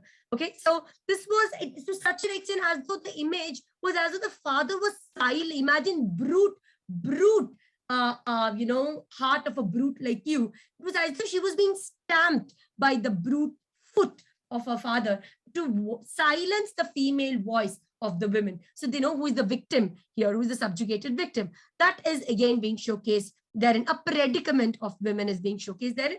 And Daddy definitely takes up a universal perspective from this autobiographical perspective. Like I told you, this whole absence of a protective beacon, felt, that why is it that she was looking at her father as this, as this beacon light? Because we have always associated man to be universal. Okay, the absence of that is as though this universal sense of protection is lost. That omnipresent, universal outlook associated very convenient with the subject man has been lost. And it is also that women is so repressed that she finds no meaning without the significant self-man. So in order to grapple with his death, imagine she marries somebody who is none other than the image of her own husband, of her father. So she finds her individuality nothing with that significant self. Again, the dichotomy of the self and the other has come about. Some people might say, so if she is portrayed like this, how is this kind of a poem empowering? In the first place, the language is empowering. You get to see how in this journey, how she perceives her understanding of her father and her understanding of her husband, how she takes that journey, that cathartic procedure, and finally she's done with the process of purgation is what empowers not just the poem, the writer, and makes it as though she's cleansed of that, those years of anger, what she had piled up on her, father. So that was a small glimpse of Daddy. And with that, we come to our next poem, an Indian poet, a contemporary poet, Traitress. Traitress has taken shape after the epic Ramayana, and one of the most insignificant characters, what you see there, Shurpanakha. Going back to the tale, when you look at Shurpanakha, people the epic, or let's say, the major lens with which one looks at Shurpanakha was because Lakshman took to chopping her nose. I'll tell you the reason how it goes about with it. That's the reason why Ravan had kidnapped Sita. Again, definitely it was the mistake of a woman. So we look at Shurpanakha. Shurpanakha was considered to be a very beautiful, woman known as Meenakshi. Shurpanakha, this Meenakshi context has been brought about only in the Tamil version of Ramayana, and where you see that Meenakshi is a beautiful woman, and whenever Meenakshi was her rights were taken, or whenever she was threatened, that's the same time when her alter ego, that's Shurpanakha, would come into being. So Shurpanakha, anyway, she tries to avenge the death of her son, and the death of her son, and that's the reason she goes about to the forest to take a revenge on Ram and Lakshman. Ram and Lakshman are being exiled into the forest for 14 years, and there goes back a history as to how Lakshman, in chasing a boar, had struck the arrow on Shurpanakha's son, who was, taking up a penance there, and he dies. So in order to avenge for the death of her husband and the death of her son is what she ventures into the forest, and she's smitten by the beauty and the image of Ram and Lakshman. So initially she goes to Ram and she says, will you take me as your wife? That's what she says to Ram, and Ram says, I am already married. Why don't you ask my brother Lakshman? And when she says, this idea, why don't you take me as a wife, is also indicated how Shurpanakha expresses her sexual desire. And when she goes about to Lakshman, Lakshman gets enraged, and she thinks that, okay, maybe the reason why these men are not coming to me is because the presence of Sita, and she lifts a stone to hit Sita, and that's the time Lakshman chops the nose of Shurpanakha. Chopping of nose of Shurpanakha talks about mutilation, sexual mutilation, and chopping of her protrusions. That's chopping of her desire. Okay, a sexual mutilation is what we use it. So what does Meena Kandasamy do in this text? She brings about another perspective of these mythological texts. Today, you see a lot many writers like Chitra Banerjee, Divakaruni, who looks at Mahabharata from the lens of Draupadi. You have Pratibha Ray, who looks at Mahabharata from the lens of Yajnaseni, that's the name of her novel. You get to see Kavita Kane, who writes these scriptures, from the women perspective. Karna's wife, Sita's sister, she looks at Urmila, and then you have Ahalya. So you have, this portrayal of women to narrate this narrative, which is only being spoken from the eyes of the man. It gives a more humane picture of the minor character in the epic Shurpanakha. Right. So is this the question might say, some of the critics say, so, don't you think that just because Shurpanakha lifted the stone to hit Sita, that's the reason why Lakshman chopped? But why chop the nose of that lady? Because you are maybe threatened by the feminine portrayal of this woman, or maybe you felt, sexual desires of a woman needs to be kept under check. All right, so that's the reason why he chopped. How fair it is to sexually mutilate somebody. Had he stabbed her or hit her, that's something else. But why chop the nose of a woman? Because he felt that she's taking to this much of a rage because of her sexual desire. And chopping of that sexual desire would keep her rage under check. Okay, so as per Valmiki's Ramayana, because you portray such a feminine woman who is sexually, appealing, she was portrayed as an ugly woman, Gora Mukhi, Gora means ugly, Mukhi, face, pot-bellied and cross-eyed, squint-eyed woman. She has thinning brown hair and a grating voice. Grating voice is the sound when you grate anything against the grater. That is a harsh on the ears. She had oversized breasts, which can be translated to mean a heart full of wickedness. Traitorous also traces that the mutilation, sexual mutilation, did not chop off only to the chopping of the nose. Even the breasts of women was also chopped, because it was generally considered in the myths that the power of a woman rests only on a breast, and chopping on that felt as though you've chopped the the power of a woman in the first place. Okay, so talking about sexual desire, which is being spoken about by varied writers. One very famous writer who talks about sexual desire is Afra Ben, also in her poem Dream. So you get to see how it is associated only with the masculine, and sexual violence was considered as an act of patriarchy because it was a responsibility of the men in the society to not let sexual excesses violate the decoration in the society. So what has Kandasamy done? She's raised again a voice against this act of mutilation with sexual violence. Okay, and has equated this act of mutilation with sexual violence. She felt that this act of chopping the nose is nothing but mutilation or sexual violence. Okay, so she uses this tool of literature feminism. She uses her female body. She writes by expressing her body without mincing words. She, incorporates she incorporates BDSM in her writing to incorporate, in order to describe how, violent, how sexually violent the brothers were with Shurpanakha. So she uses her female body. Then expression of the female body is how she confronts these patriarchal subjugation, and this is known as eclectic feminism. When you are being defiant to any kind of oppression by expressing your body, by giving an expression, by writing in words describing the feminine body, that's a kind of the defiance against the patriarchal wind. So what this language carries a lot of rage, and definitely inflicts verbal violence. Some might say that, the language is obscene. That's what they say. There is verbal violence because I told you, this is again militant feminism. Also, Miss Kandasamy's poems are under this anthology of poems. So this poem comes out of the anthology Miss Militancy. One more thing very important to look at is, astonishingly, there is no secondary text till date by researchers which explores this poem. What else do we have to talk about then? All right, so conveniently placed stronger feminine characters look as insignificant.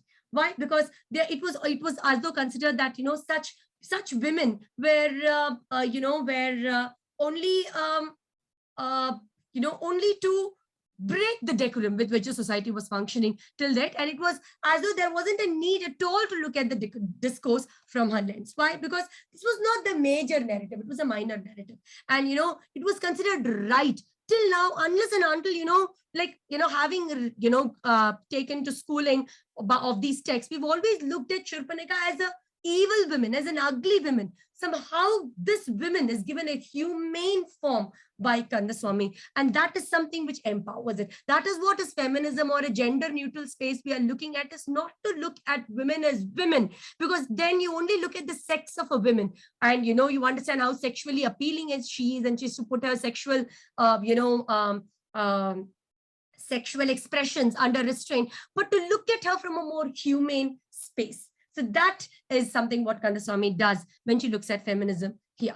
All right. So like I told you, there are varied texts which are today looking at the major narrative from a minor lens in order to give a more balanced and, give a more holistic, definition. Till now, it has only been that because many people in the society draw reference to their domestic lives based on these texts. So it was very important to give us a complete perspective. Why is it that only these rules exist only for women? Why is it that time and again a woman has to be kept under check?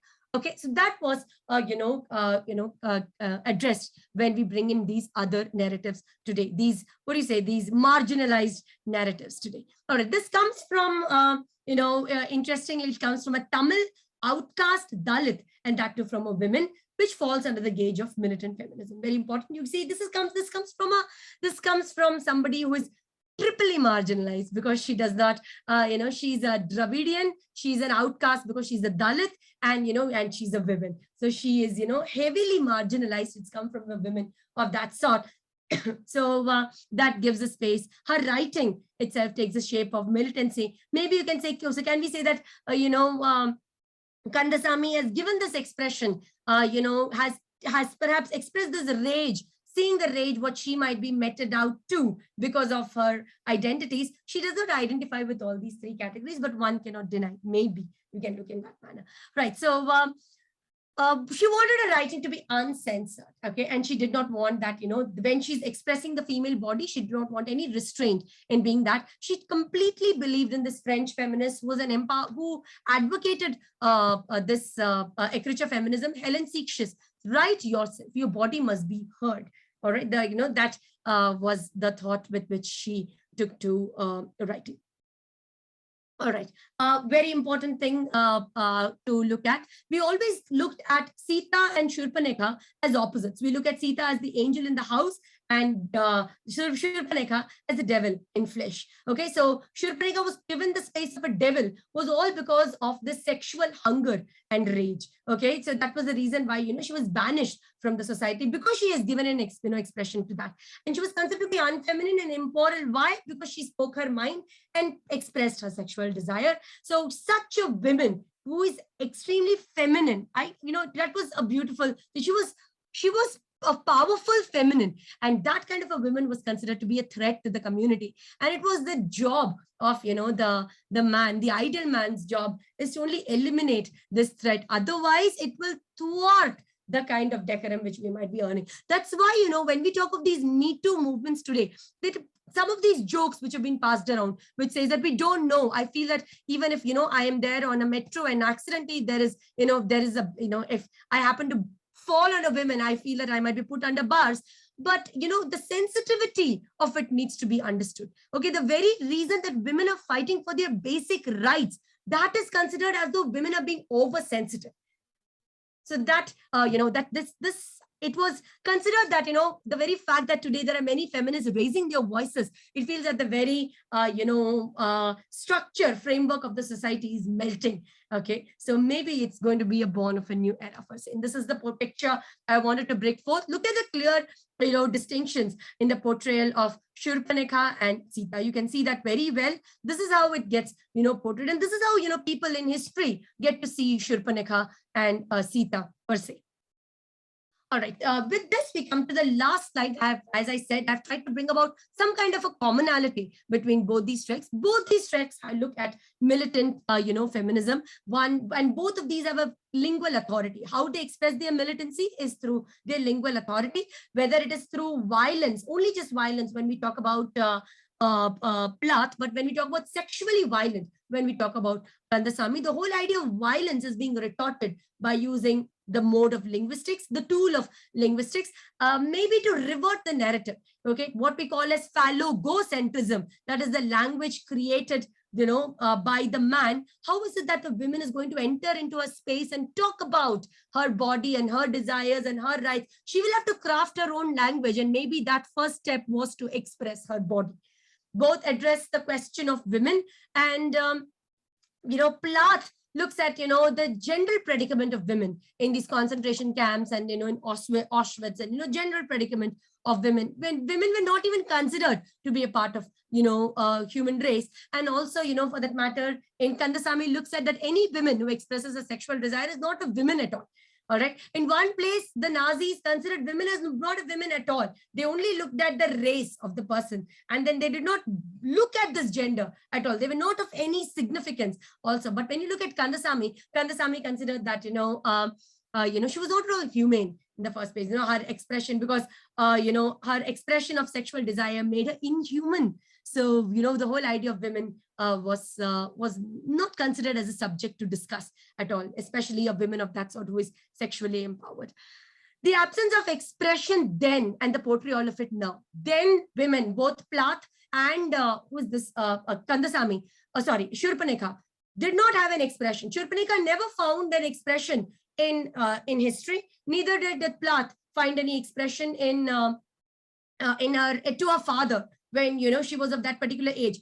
That is being portrayed now. So this is, so there is this reversal. Then both these women, Shurpanekha and the Jew women, that is Sylvia Plath, never got a chance to speak. And now when they speak, that's so loud, that's so violent. All right. So that's the point that I end with. So in both these texts, one can see not just militant feminism, one can even see, liberal feminism, because when we take to talking about sex and sexual desires and violence, and we try to break away, and especially when you look at this text of Sylvia Plath, right? It also questions about how can a daughter write such things about the father.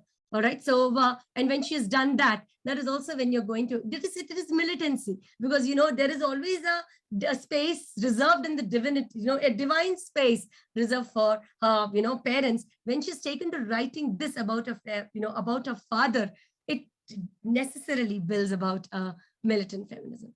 All right. So with that, I end my lecture for today.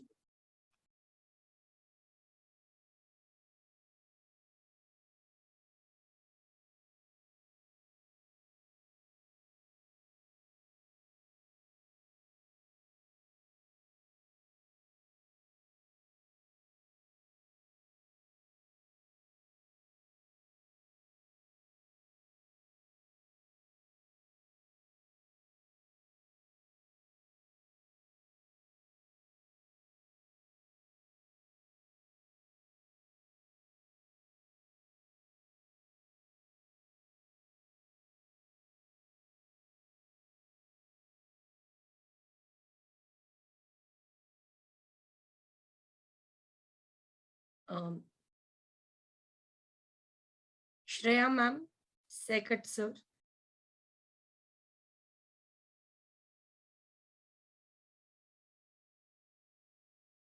Yes, it's little hung, so I'm sorry for that. Okay. I'm sorry for that. Well, I must say that as usual, we were in a position to get carried away, and we did get carried away. So by your lecture, didn't get a moment to, to even you spoke. We didn't get a breather. I'm sure Shreya ma'am would agree to the same. For the last few minutes, there is some issue with the net. Sorry for that. But yes, we thoroughly enjoyed right from the beginning, right from the historical background till the present, and how you, put forward the various concepts through the text. That was also very significant. And I'm sure Shreya ma'am has also enjoyed, and the participants, as usual, has enjoyed. We were very confident of your lecture. In fact, all the speakers on this platform that are coming for this lecture series, we are very confident, and we're very proud of having them on this platform. So thank you very much, Dr. Prithvika, for once again, a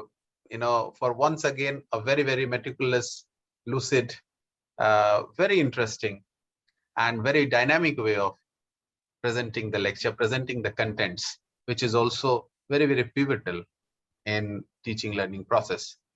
There are a few questions which are being put forward by our participants.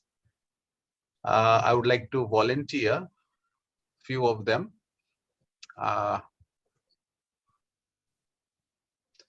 The first question is by Partho Das. He says that feminists are often described as angry.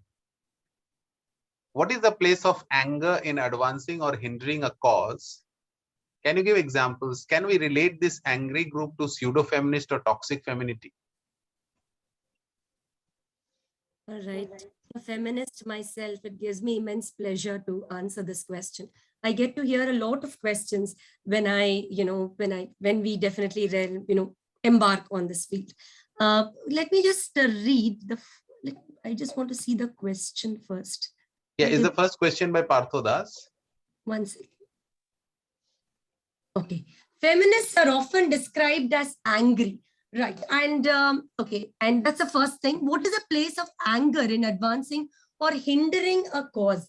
All right, because when we look at the current situation, I'll not talk about varied other issues. I will only talk about the issue of rape. All right. When I look at that, there is still not a fair governance, which, there's nowhere, at least in India, talking about this. And there's no a fair space, which, which addresses the question of rape.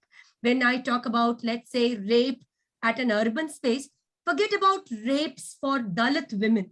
Okay, we recently saw that Hathras incident, which happened in 2020. A cause for that has not been advocated. The only thing which took to mountains of, which took uphill was Nirbhaya's case, because, many of the students took to the cause. There is definitely a space of anger. And if you're talking, is it advancing the issue? Yes. Right. I'll answer both, how it is advancing the issue and how it is hindering a cause. It is advancing an issue because if not for the protest by students, especially for Nirbhaya's issue, I'm sure none those, definitely it's debatable if capital punishment is a solution for these issues. But then this issue would not have achieved a closure. All right. So that is definitely advancing a cause. There definitely needs to be a question of anger, because the very fundamental right of a woman to walk alone at night doesn't exist in our society today.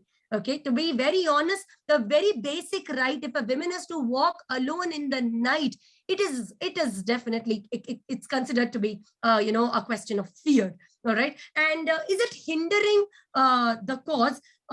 In some ways, yes, I have to be, unbiased when I state this. Yes, I cannot deny the fact that in many ways it has been taken to an advantage when we talk about consensual relationships, and eventually how the man in the relationship is being advocated as a rapist. When I'm talking about how it is, anger is advancing, dowry deaths is not an issue what you see with the male committing a suicide, because of dowry issues. It's always a woman who commits a suicide, and this issue of dowry exists even till today. All right. So this very reason of anger is existing because very minimal rights of the right to dress, the right to walk, the right to sit, the right to talk, all these are questioned by the society. Because eventually, if there is an act which violates her private space, it is only that, where was she going? Why was she going with that person? What time was she going? What was she wearing? Why is it that nobody, even till today, there is this whole idea is women are being asked to talk and walk and sit and eat in a particular manner. But I guess none of the boys, are, yes, maybe the today's generation, many mothers are raising their sons, and, many men are going, are understanding this cause, but that's only a very few limited in the space which go about with it. This whole idea, this anger is there deep rooted because also of the fact that, the whole idea of catcalling, or when you talk about, groping, all these are everyday sexual incidents which a woman has to face.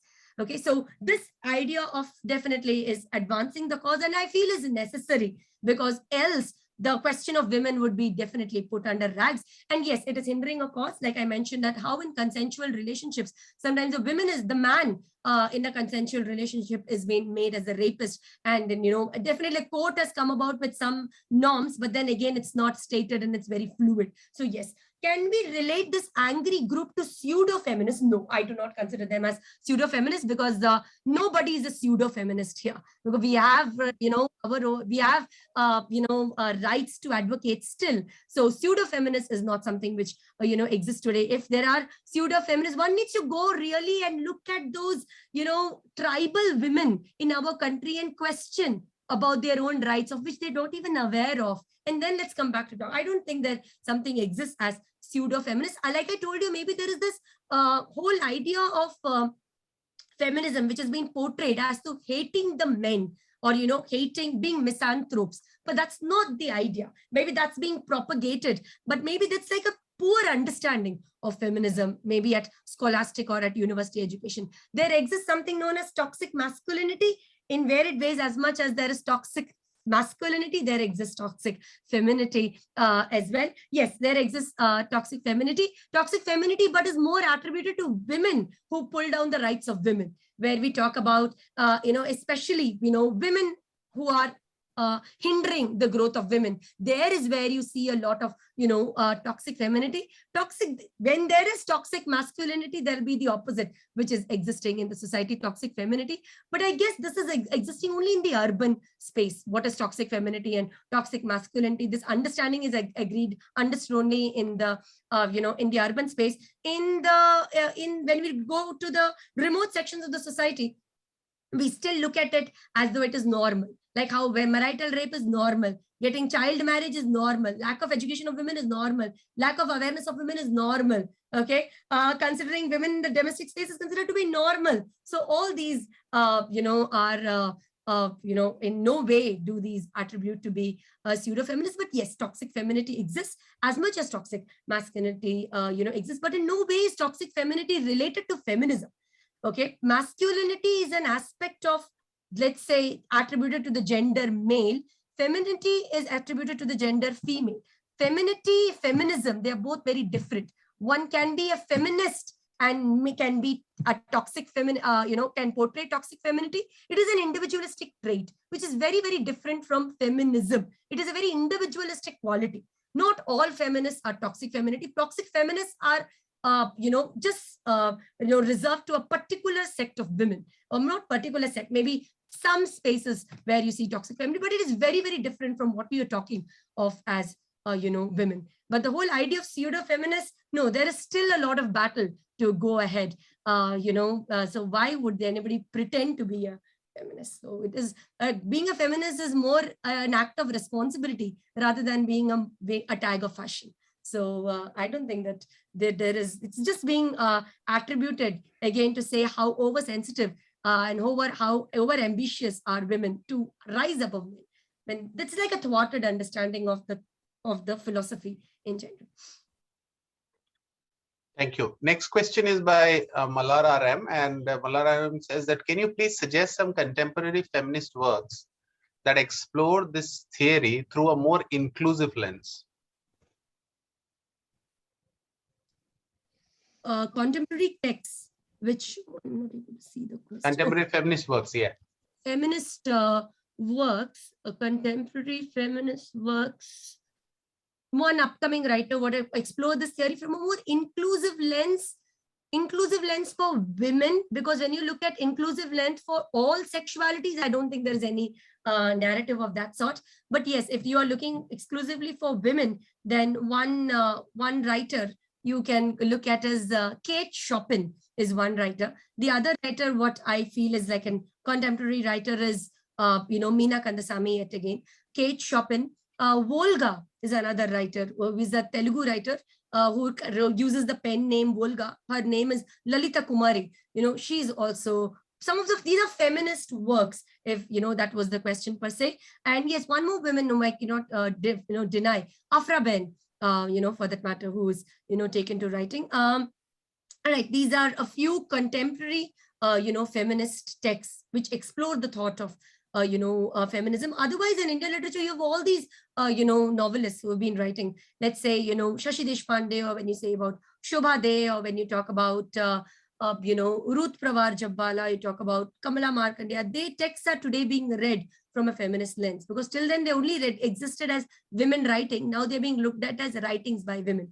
So there are many texts which were born in the 19th century, but we are getting a more holistic purview only in this contemporary era.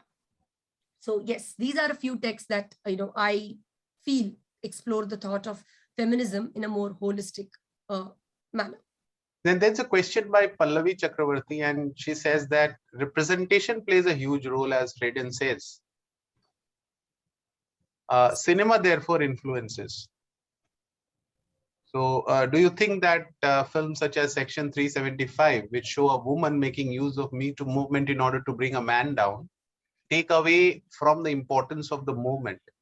Or do you think it attempts to silence women or will scare women away who are just coming out of the closet with their stories? Or do you think the time has come to discuss this as well? True. I have mentioned about this when I was lecturing as well, when I spoke to you about Me Too movement. But it's very astonishing that just because a major narrative has the major reason with which this, portrayal came about has been sidelined because of some minor narratives has been come about. In no way, when being a feminist, no, we should not, one should definitely be cautious in exercising these rights. In that way, even dowry rights are being taken to advantage. And let's say marital rape is taken to an advantage in every way. In every way, women get an advantage.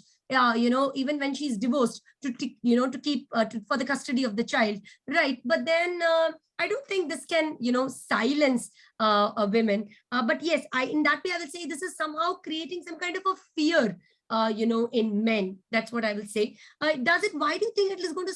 Okay, is it going to bring a man down or take away the importance of? In no way is it going to take away the importance of the movement. Because whenever there is a major movement, there are varied others associated with that particular movement. So this might be one narrative. Just because of this one narrative, one cannot do away with the entire, movement. There have been the number of cases which have come about, because of because of the Me Too movement is commendable when compared to these other narratives. But yes, movie plays a very important role this way and that way.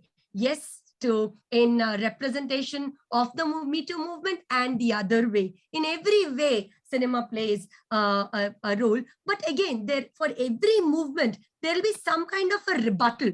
But just for that rebuttal, one cannot cancel a movement. This is going to take place. In every way, there's going to be a rebuttal. That's not going to, cancel the stance in any way.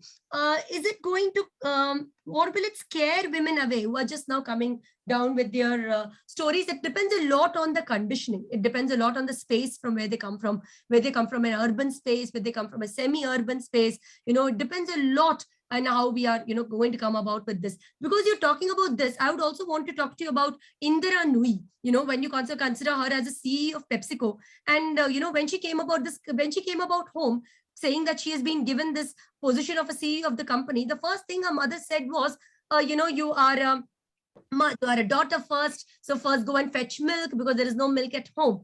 So a very empowered woman at an urban space is also first asked to look at her relational duties and then look at her individualistic identity. So because this depends a lot on the space from where a woman is coming from. So, and based on their education, based on their exposure, based on their familial conditioning, based on their religious exposure, based on their affluence with society, it depends a lot on that, how many women are going to come ahead, with these stories. But yes, with time, time to discuss this as well. The other narrative, yes, I guess that's very important, but we do it. It's not like a very, very famous text known as Dance Like a Man by Mahesh Dattani explores the reversal patriarchy. It's not that we have not been discussing on that.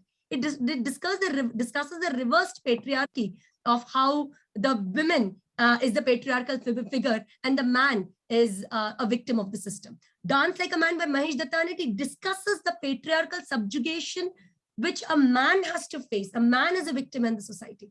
So we have been discussing about this in literature, but somehow this cannot take an upper hand, because even today, women is looked at as the second sex. So that image cannot be put aside for the other narratives which have been come up. But then yes, these narratives have been there in the society. Like I said, Dance Like a Man by Mahesh Dattani explores this ideology. It's not anything new that it has to come up right now. But yes, cinema has a lot of influence in conditioning these ideologies within the contemporary audience. Thank you. Then there is a question by Narmata T.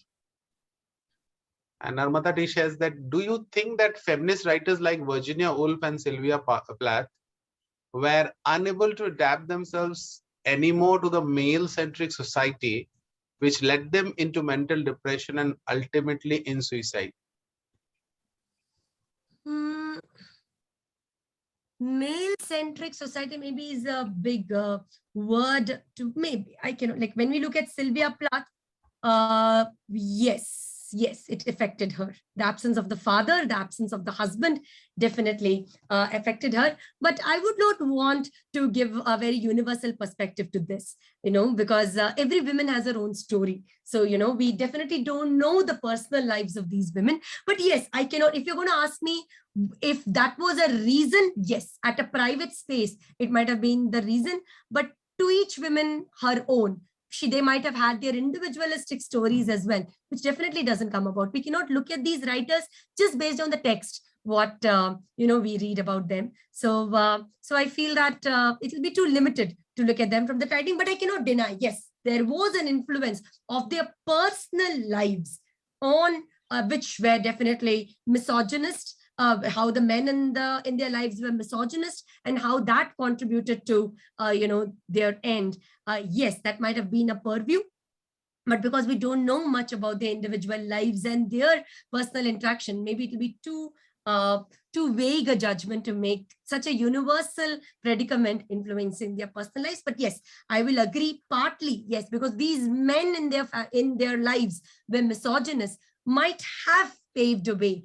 But this would have been accusatory to make a term something like that, because when you never know what were the reasons that ultimately left them to a suicide. This absence of a protective figure in Plath was definitely the case. I cannot leave that entire responsibility on Ted Hughes. But yes, absence of that protective figure perhaps left her disillusioned to carry forth with life on her own. So that cannot make that we are accusatory on one sex. When doing that will make the critic as being toxic feminist. So that's not something what one should take to.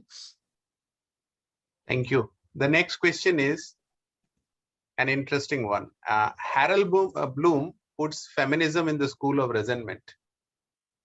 Do you think feminist reading of a classical text somehow tampered the aesthetic brilliance? This is a question by Arijit Das. Somehow tamper the aesthetic brilliance. That's for any text for that matter. Okay, school of resentment. Yes. Yes, it's a school of resentment. I agree for that matter. He puts it.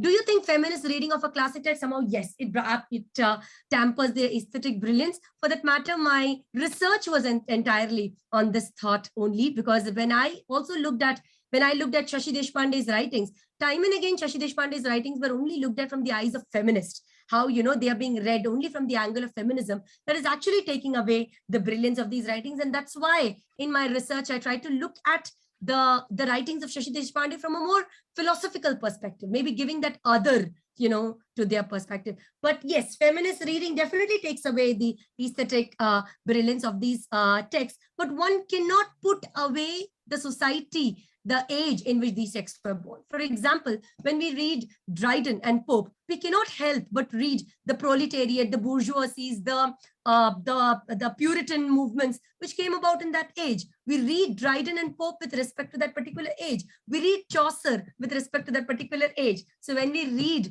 especially classic texts in, let's say, in Victorian texts or texts in the 20th century, we need to read it with respect to the age. Okay. So, but then, yes, but now when you talk of contemporary literature, right, yes, the loads of feminism is taking away the aesthetic beauty of these texts. But then how can we not look at a text from the purview of the age? Because at least till modern age, it was the age which influenced writing. When we look at all the texts in the age from the eye, we look at Wasteland from the eyes of modern lens. Why shouldn't we look at that then from To the Lighthouse from the eyes of, from the perspective of the age? So, that's a point. I somehow feel like we cannot deny the text of its age. That's there. But then, yes, in contemporary readings, we need to have a new criticism outlook. to the literature, which is devoid of excessive, coming over of feminism. That's something which I told you that, it's important when we are looking at contemporary text to read a text as a text and not as though it's coming from a woman, from a feminist, it's talking about feminist ideologies. No, we need to look at it from the text for text's sake and eventually add on theories based on whatever is required or apt to look at, or whatever theory maybe the researcher is working on at that point. Thank you.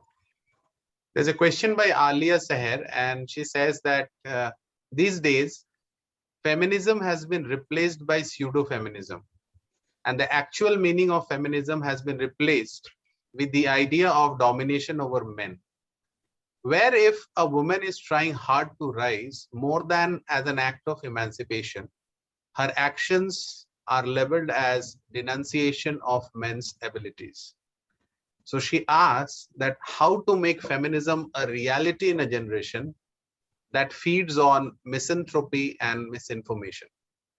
All right, you're looking at a very idealistic, goal. But then I guess, the solution to this lies in university education. It is very important that, your one's awareness and one's, reading is only going to make, an individual more aware of what exactly, feminism is. You need to go back to reading the theory in general. And for people who advocate this thought of misanthropy and, misinformation, that needs to be somehow there's been a poor portrayal. I recently watched a movie which also portrayed a woman as a misanthrope. There is a portrayal of these grounds, but somehow it all comes back to the fact that because she's a feminist, she's an individual woman, that's why she's a misanthrope. The only solution to that is going back to what feminism actually means and not reading what is the contemporary misinterpretation of feminism. Nowhere in all these texts, especially in the 4 waves that we have read, 3 waves at least, what has been into literature, nowhere do you see, this feminism aspect of women taking a space above that of man. Nowhere that exists. This is just which is fed upon by media, by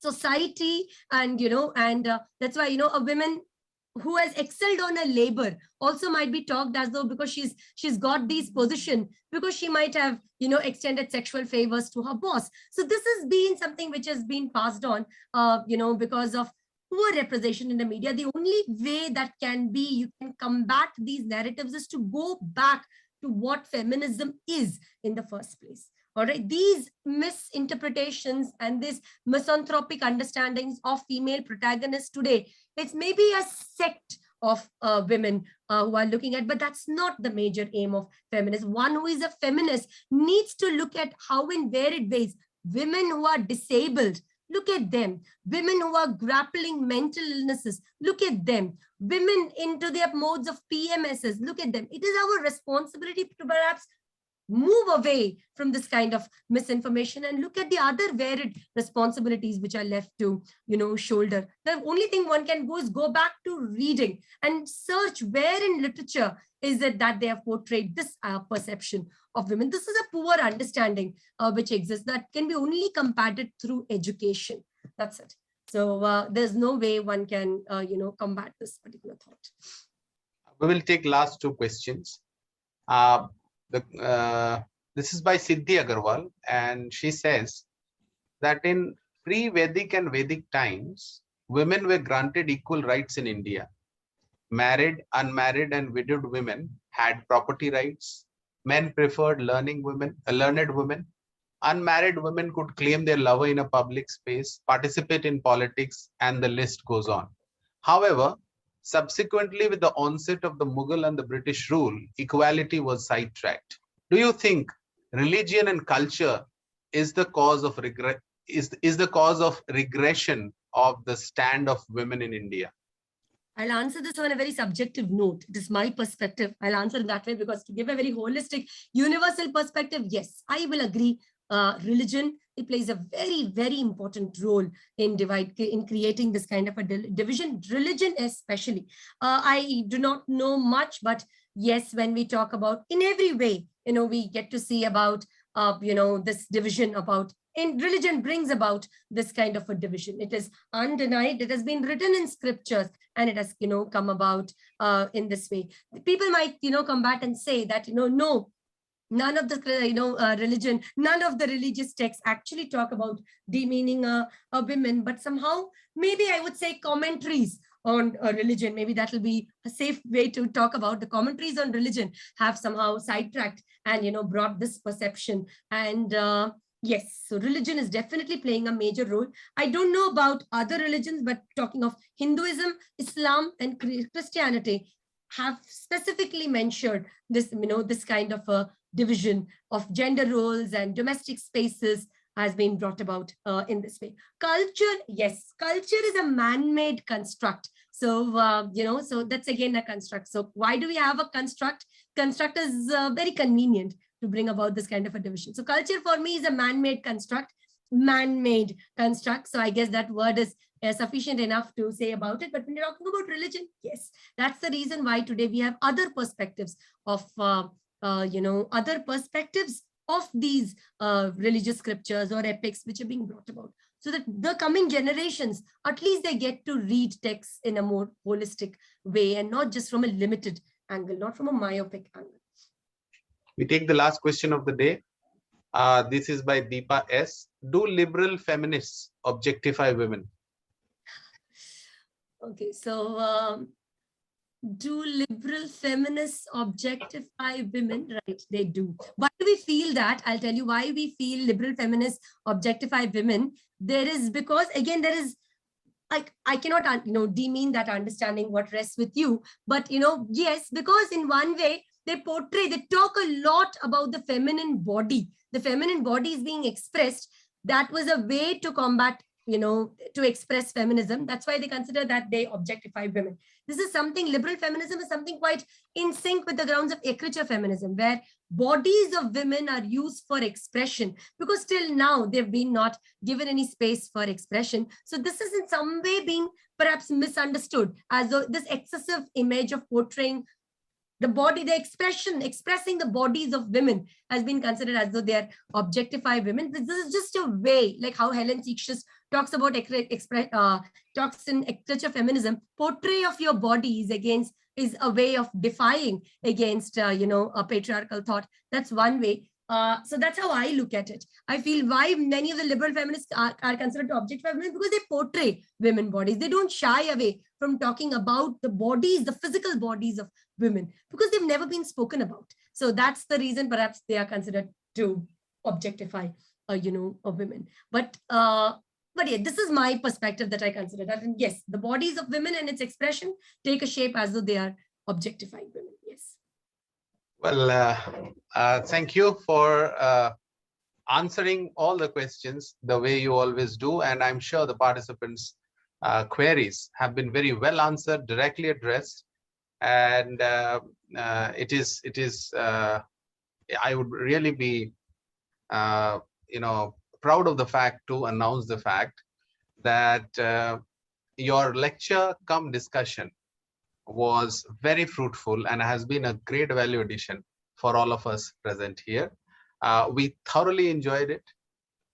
It was an enjoyment of, well-researched, hard-earned academic credentials and deliverance of the research in a proper way.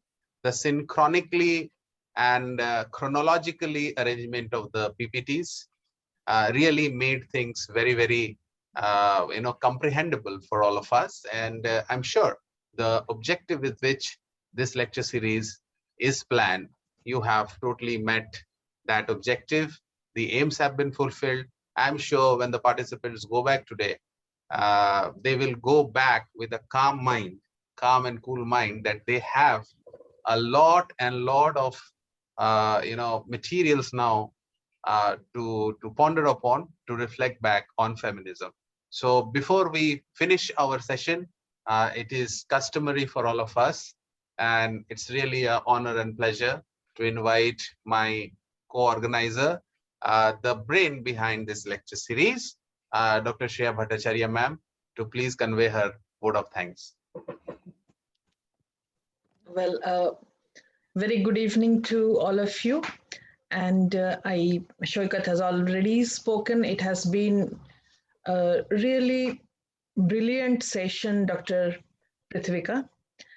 On behalf of Team DAATH Voyage, and also on my personal behalf, extend my heartfelt gratitude to you for accepting our invitation and being with us on this platform today.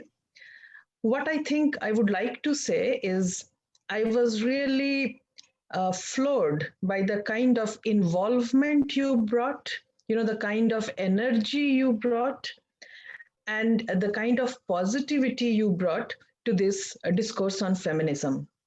What I especially liked was, of course, you rendered the three waves and those things, but then more than that, the not only the temporal but also the expanse of your research, which included, on the one hand, the Jewish morning prayer and went on to the prostitutes on the streets, to the transgender writers and activists. The scope was huge, expansive, inclusive, and I think that is what is meant by the true scope of feminism. It is not just what we do sitting at university departments. It is something much more than just a theoretical study of an ism. It is more to do with the actual way women live, and that is why I was so glad that you included such a vast expanse. It is not about what is being debated in the university campuses. It is not about what happens in particular departments. It is about what women, in different scopes at different parts of the world experience, and how to, bring their stories to a platform where they can be understood by, and I use this word with caution, how they can be understood by humankind in general. That is the whole motive. That is what we are planning, and that is why this platform has been created, so that all of us can come out of the box, and unlearn what we have been conditioned to for years together. Every system teaches us to think in certain ways, and the whole purpose of this series is to break those boxes into which we have been uh, put per force, and put in such a way that we do not even realize that we have become inhabitants of certain boxes. So I thank you, Dr. Prithvika, because I'm sure you not only made me think, but I'm sure you made all the participants here think about what feminism is actually about. Are we talking about the war of the sexes? No. Are we talking about a better world? Yes. Are we dreaming of a space, although it may be utopian, where each flower gets to bloom, as Ngugi wa Thiong'o would have said? Yes, that is what we are talking about. We are talking about individual spaces. We are talking about equality. We are talking about a more, a gendered, more neutral spaces. So I want all of you. You are all, the participants here are young scholars, budding scholars. I would request all of you to think about these issues, and think in a broader frame, and ask questions, because that is what theory ultimately is all about. It is about asking questions. It is about unlearning what you have been taught and learning how to think. That is the whole purpose. As I keep on saying, that the purpose is not what to think, the purpose is how to think, right? So that is what this whole uh, platform is about. So once again, thank you, Dr. Prithvika, for a beautiful evening.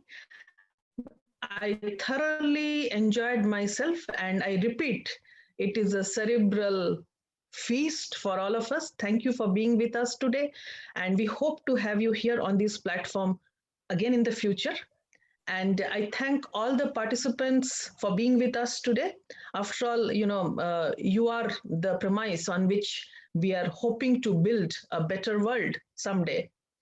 Thank you, Shoikat, as always, and my team of volunteers whom eventually we will introduce one of these days, who are the behind the screen workers working very hard to make this lecture series a success. We will meet again tomorrow at 6 with another I'm sure, another brilliant lecture, this time on colonialism and post-colonialism. So we meet again today. Thank you, everybody, and good night. Thank you, ma'am. With a hope that tomorrow again will be a great cerebral feast by Nilanjan Chakraborty. He will be speaking of colonialism and post-colonialism, and we are again in for a great cerebral feast. Please join on time, and we will try our level best to start exactly at 6. Thank you very much. Please take care. Thank you, Dr. Prithvika. Good night. Thank you, sir, for the opportunity. Thank you.